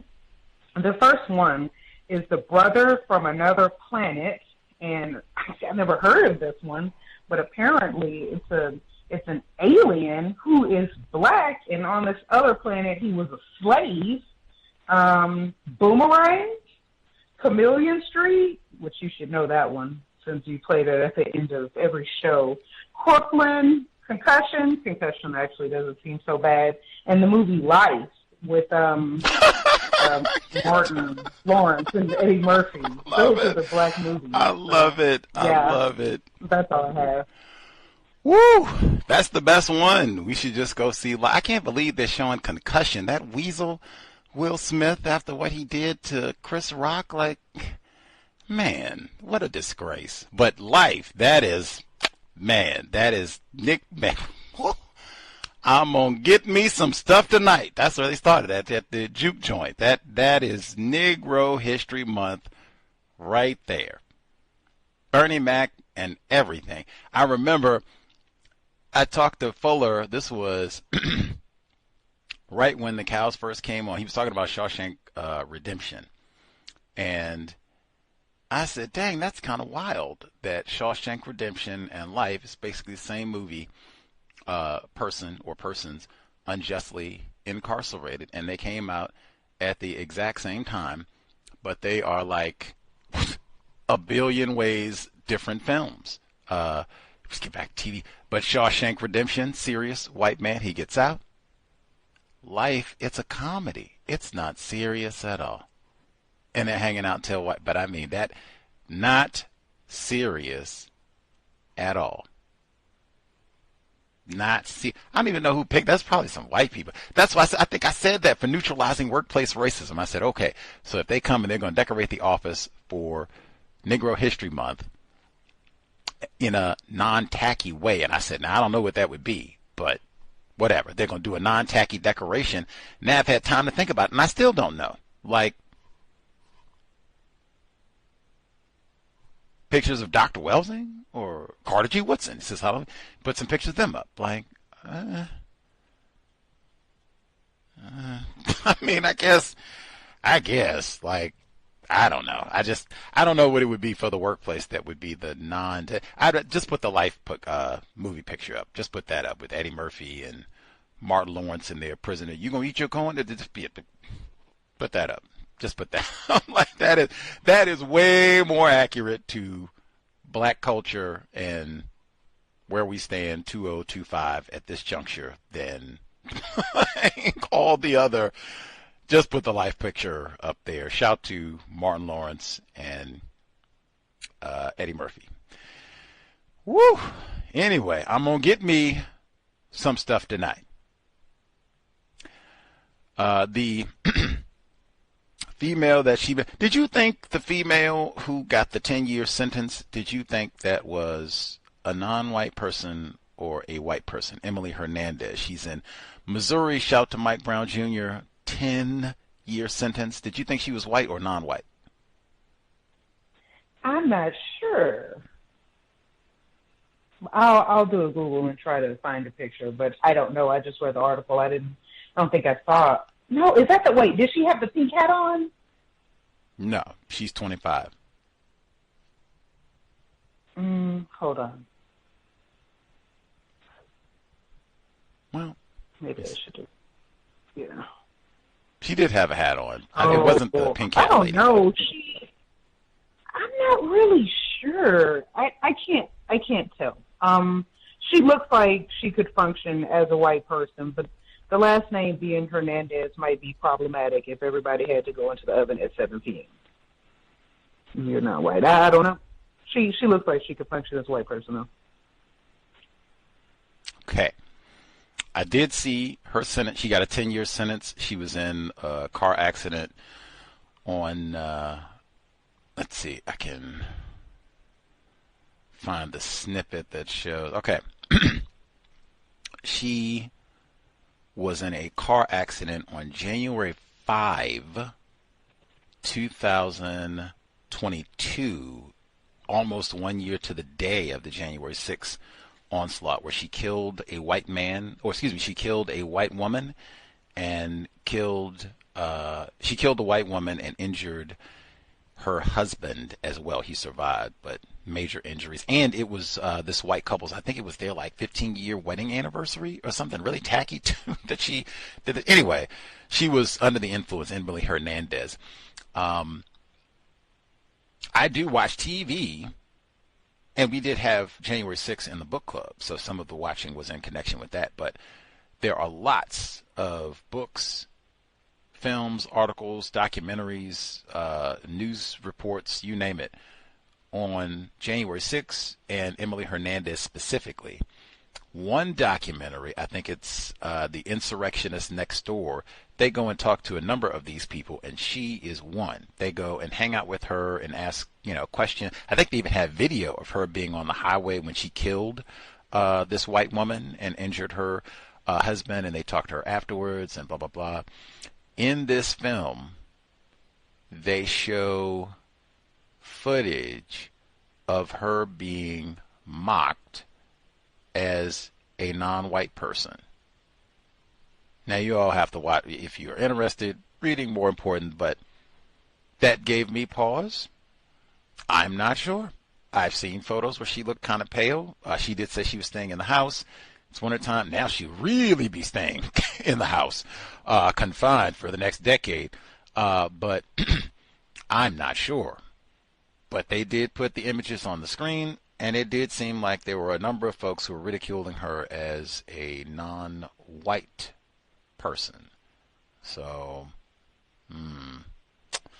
yeah, that oven thing, like, I would not pick Emily Hernandez. If they said you got to get a white person, I would not pick. I would get the child molester, Andrew Taake, however you say, get him. There you go. No problem. They just say you got to get one white. Go get that child molester, dude. We will be fine. Let's see. Wait a minute. The Glass House tapes. She said that book is on Amazon for $2,664. That's even more than Was Jonestown, a CIA medical experiment, which was rather pricey when we read that as well. What is the Glass House tapes about exactly? The snippet on Amazon. During the late 1960s and early 1970s, Louis Tackwood worked as a police informer for the Los Angeles Police Department. In this capacity, he infiltrated the black movement. I'm so glad they didn't say black power. In late 1971, he went public concerning his work as an informer and eventually detailing LAPD covert operations in this book. During the 1975-1976 trial of the San Quentin Six, Tackwood testified that in summer 1971, he, as a police agent and on a setup, had personally smuggled into prison the weapons supposedly used by George Jackson during the events of Black August. But around the late 1986, Tackwood changed his story, claiming that this testimony at the San Quentin Six trial had been coached to him. And it goes on to give more details, but I just had this book. They have this book at the University of Washington library. Now, she talked about she looked around and wasn't available. They have this book at the University of Washington library. I had it in my hands. I had even thought we should read this for the book club. Now, if I had looked at the price, we probably would have read it then, but because Mae Brussel mentions Louis Taake, I think she had him as a guest on the program. I had to go back to look at her archives, but I think she did. But she mentions this book and saying you should read this book. It's very important, and this becomes, she was in California, this becomes a part of her nexus for how she understood Jonestown, where he also had a temple. Los Angeles, Jim Jones. Los Angeles is a very dangerous place for lots of reasons, but that is the Glass House tapes, Louis Taake. We are not informed about racism, Los Angeles, LAPD, or very much of anything else. Number again, 605-313-5164, the code 564-943 pound. Press star 61 if you would like to participate. We'll give folks by 5 if they have commentary, observations they would like to share. If we have any California folks, let us know. Did you know about those Kobe Bryant photos that were being swapped? Anywho, or the Glass House tapes. Have you read that? Anywho, we should be here tomorrow, normal time, 8 p.m. Eastern, 5 p.m. Pacific. Cannot wait. Roger Golubski, cannot wait. Wish we were doing this 7 days from now, but you know, hey, take it as you can. Super. This is another one. I remember explicitly when I became aware of first became aware of the Roger Golubski case when he was arrested, and they brought charges, and that was in late 2022. That was when we first programs talking about all this and incorporating news reports about this and all that, how we understand white supremacy, racism was then. But I acknowledged I failed. That case was old then. It had been talked about in the news for years. When I started going back and looking at news reports and such, it went back, I think, at least to 2016, at least, where they, and all of it, where they had been talking about him raping black females and getting black dudes and making up charges and falsely incarcerating them for decades, all of that. It had been over, not like one article off here. It had been talked about for years. And I didn't hear about it until 2022. And I asked other black people, I asked C.O.W.S listeners. And granted, I don't live in Kansas. Lots of our listeners, I don't think, live in Kansas. Granted.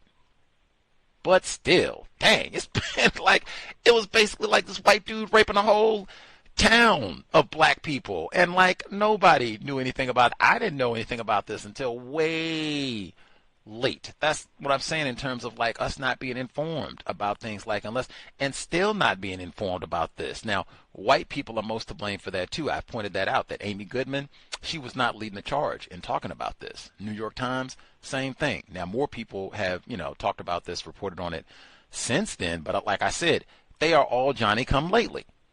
Me Too and all that had been going on. They should have been talking about this for a long time. And they could have put it together. They had all that with police reform and defund the police. They could have put all that together and been talking about that. They didn't do that. Anyway, that's how I connect in terms of saying make sure reading more important, pay attention to the news and not just being stuck on, TV and such, because there's so many important things that are taking place, and really everything is white supremacy, racism. Let's see. Our caller, Octavius in New York, did you have commentary to share? Yes. Greetings, Gus, callers and listeners. One of the most important segments, I think, was in regards to the January 6th group that they just released, the criminals they just released. There was an article way back in the New York Times, I believe, that was online, and I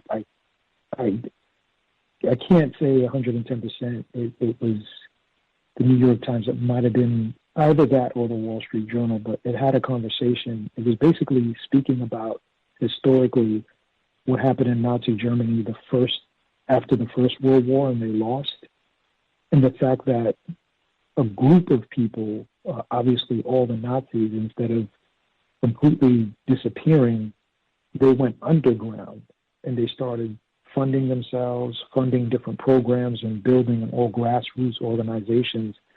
They didn't put everything out in the open until the second term when, they could finally get somebody like Hitler in.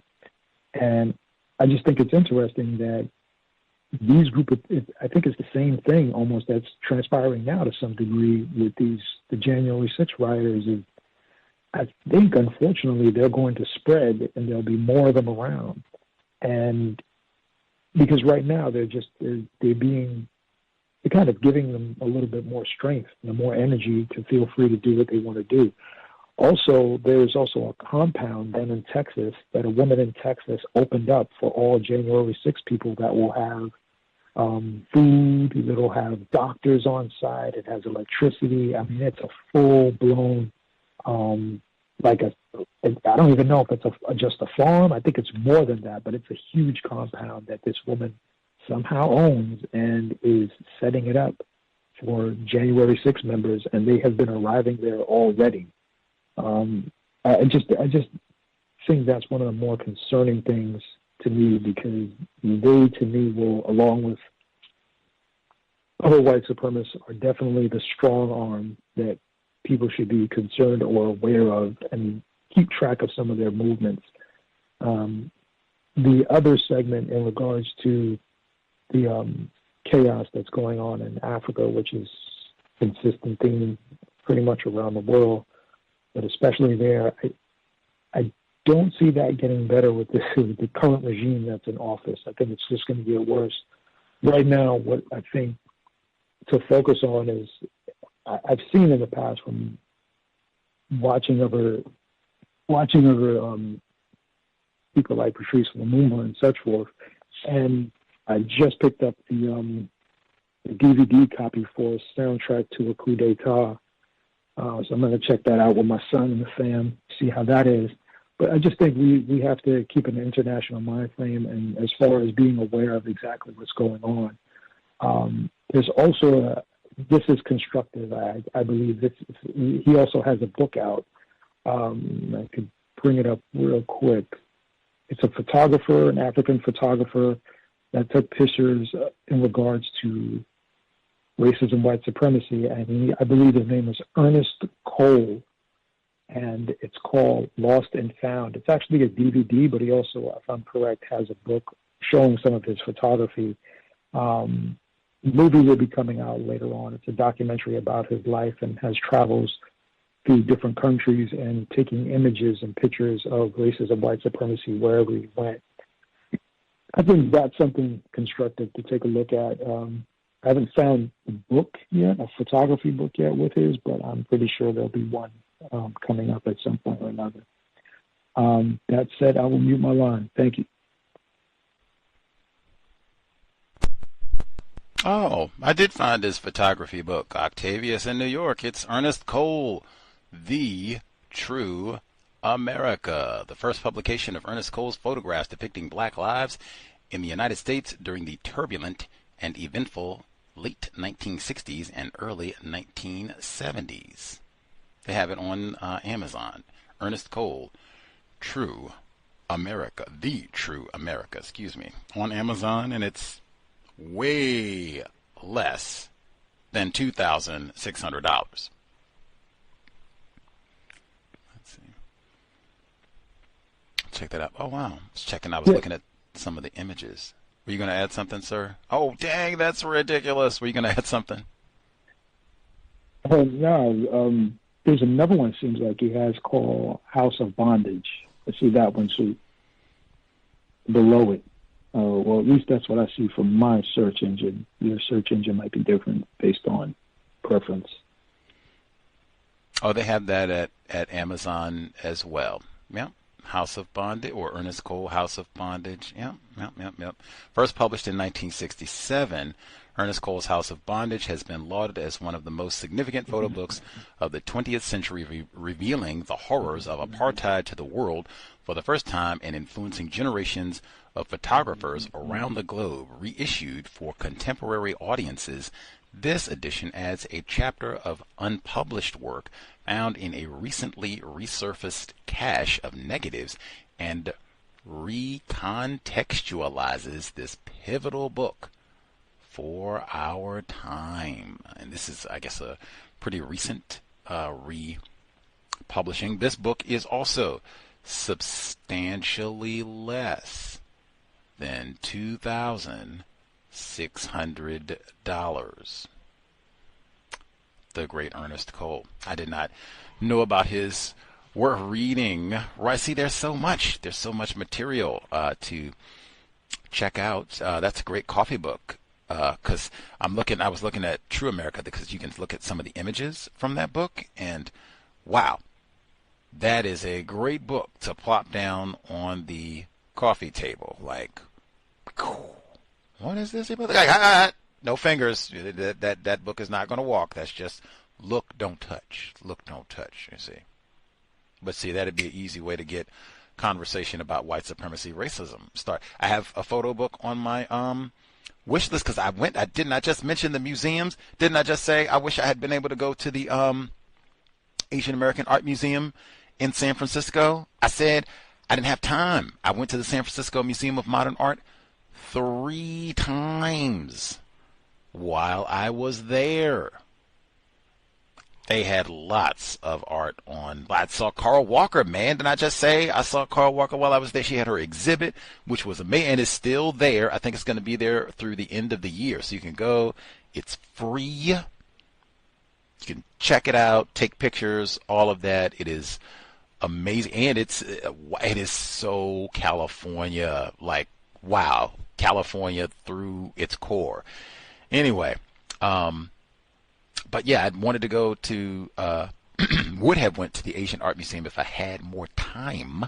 But while I was there, the art that I did see, they had lots of artwork by black artists, even California black artists. Carl Walker would count as one at the San Francisco Museum of Modern Art. And I even put art books on my wish list. Photography book would be the same thing, but that can be a great way of getting us to think, oh yes, solving the problem. And even turning the TV off. Like, hey, we'll turn the television off if you're that much about images and what have you. Fine. We'll turn the TV off. And have you heard of Mr. Cole? No? We'll look at some of these images. What do you think about that? Look at it. Wow. Get that brain computer. You don't even have to read anything. We can just look at the pictures. Wow. What do you think about that? What's coming to your brain computer? What's the creator saying to you about that one? Sit and talk. I like that way better than we sat on the couch for 3 hours. I was going to say 3 hours. Look at me being ignorant. I was going to say we sat on the couch and vegged for 3 hours. That's not what you do. You sit on the couch and veg for 8 hours. We might, what they call, do the marathon. We might watch for the whole weekend, man. Any hoodles. Let's see. Retired firefighter in Florida. Did you have commentary, sir?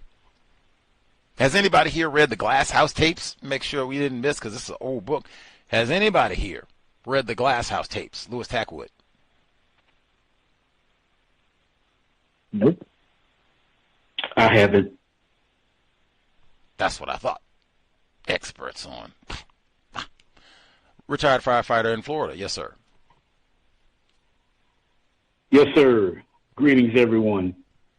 I listened to the encouragement about knowing your immediate surroundings. I hear it a lot from your program and others, and I certainly try to do that because I know how important that is. Speaking on that, in the area that I stay, we have what is called crime watch meetings. It's more than just talking about crime watching, but that's what it's commonly called. And we meet at least twice a month. At least one of those meetings is going to be a cleanup session to take place in the area where I stay at, which is called Riverview in the Miami Gardens area, where we get up very early in the morning and meet at a house and start from there and work around in the area, cleaning up on the street and other places in and around the area. We're going to organize grouping up with other immediate areas to span wider on the cleaning up in the areas where I stay at, where I'm allowed to stay at, put it that way. More about Miami Gardens, which was incorporated on May the 13th, 2003. The mayor is actually someone that I know personally. I coached with him for about maybe 3-4 years. Very, very nice person, Mr. Rodney Harris. In this last meeting, one thing that was concluded in my mind, that Miami Gardens does not own any of the infrastructure. And if they do, it's very little of the infrastructure in the area. It's either owned by Miami-Dade County or some other factions. The most powerful person by far in the city of Miami Gardens is not Mr. Rodney Harris. It's Mr. Stephen Michael Ross, who is the owner of the Miami Dolphins. He owns the area that is in the northeastern corner of Miami Gardens. And he does whatever he wants. It's more than just the Miami Dolphins that he has control over. It's like a city within a city, in a sense. I'll take up too much time to name you on what goes on out there, other than professional tennis. The Dolphins camp total facilities are out there also. They have car races, Formula One car races out there, and all kinds of things out there. More than concerts, of course, huge concerts out there. Very little or none of this is filtered to the city of Miami Gardens. Just to get a traffic light is a huge problem. In my mind, I'm thinking that enough black people have not been killed in the area where we have been asking for a simple traffic light in the area. As I mentioned, Miami Gardens doesn't own anything. There's not a hospital in Miami Gardens. There's not in my opinion, adequate food sources in Miami Gardens also. And I can think of more things, but I don't want to take up more of the time. I think everybody that's listening to me get it on what I'm talking about. Last but not least, reportedly coming up is something that is traditionally called a high school reunion. Well, I have been out of high school now for 50 years. And for some reason, that's become some sort of tradition to acknowledge and participate in your 50th high school reunion. I say And in the words and thoughts of Mr. Neely Fuller Jr., ask questions. The only thing that I can gather out of this event is you're spending over $200, $300, and you are meeting people, some you haven't seen in 50 years, and I guess it'd be some showing off there and some other things that are not very constructive. And that's just about it. Well, I had to tell someone that I grew up with that I don't think I'll be attending because I couldn't think about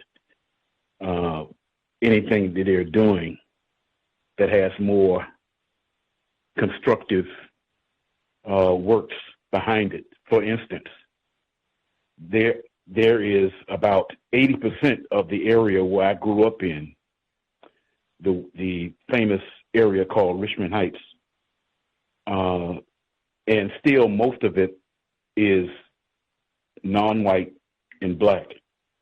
And there are children in that area, black children. I would thought that it would be a great idea to have some sort of symposium with their parents and the children themselves, and we can sit down and explain about our background, our history. And one thing I remember hearing Mr. Fuller state is that no one gives anybody directions on what to do beyond grade school. And I would like to be able to be in a situation to fulfill that for children instead of this, what I'm going to call nonsense involving what takes place in most of these class reunions. And that's my report. That's what I have to say. Thanks for everybody for listening. Peace.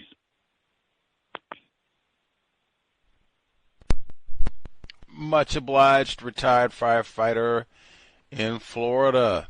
The class reunion. Gotta love it. Hopefully make it constructive, as he said. Hopefully they'll drink water. No fruity beverages and soda pops and all that. If they've been around that long, hopefully they'll be drinking water. They didn't make it all that time by drinking, Tahitian treat and all the rest of that, especially down in Florida. Stay hydrated.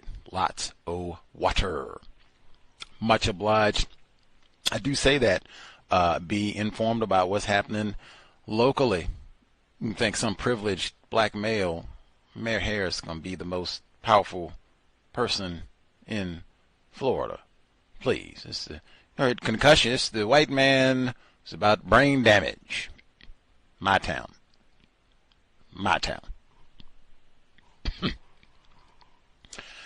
We will be here tomorrow, 8 p.m. Eastern, 5 p.m. Pacific.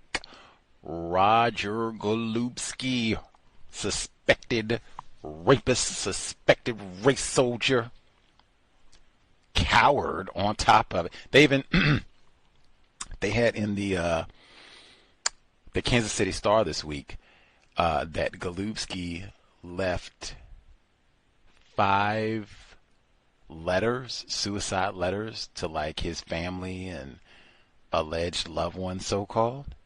They said he didn't have any commentary or thoughts for the victims and the trial that he skipped out on. Like, whatever. Whatever. Like, tacky and cowardly to the end. But they had this, I don't know if that, does anything for the people who had suspicions about whether or not he actually did commit suicide, because I think some people did say that there was no letter, but they did say that they found letters this week. We'll talk about all that tomorrow. Anywho, 8 p.m. Eastern, 7 p.m. Central, 5 p.m. Pacific, Sunday, normal broadcast time. Much obliged for folks tuning in, hopefully worthy of your Sunday evening. Sobriety would be best under conditions of white supremacy, especially Negro History Month. Keep our brain computer working well. I mean, I said that. What's the point? I said that yesterday. What's the point of Black History Month if your brain computer is going to be rotten. Creator, we ask that you help us remain patient with other black people, victims of white supremacy. We ask that you help us remain patient with ourselves. Remind us to demonstrate the highest levels of black self-respect at all times, in all places, each and every time we are in contact with another black person. It has been time. Replace white supremacy with justice immediately. No name calling. No name calling black people. No gossiping. No throwaway offspring. Cal signing out. Thanks all for tuning in. Nigga, you so brainwashed. I'm a victim, brother. Problem. You're a victim. I'm a victim of 400 years of conditioning. Shut up. The man has programmed my conditioning. Even my conditioning has been conditioned.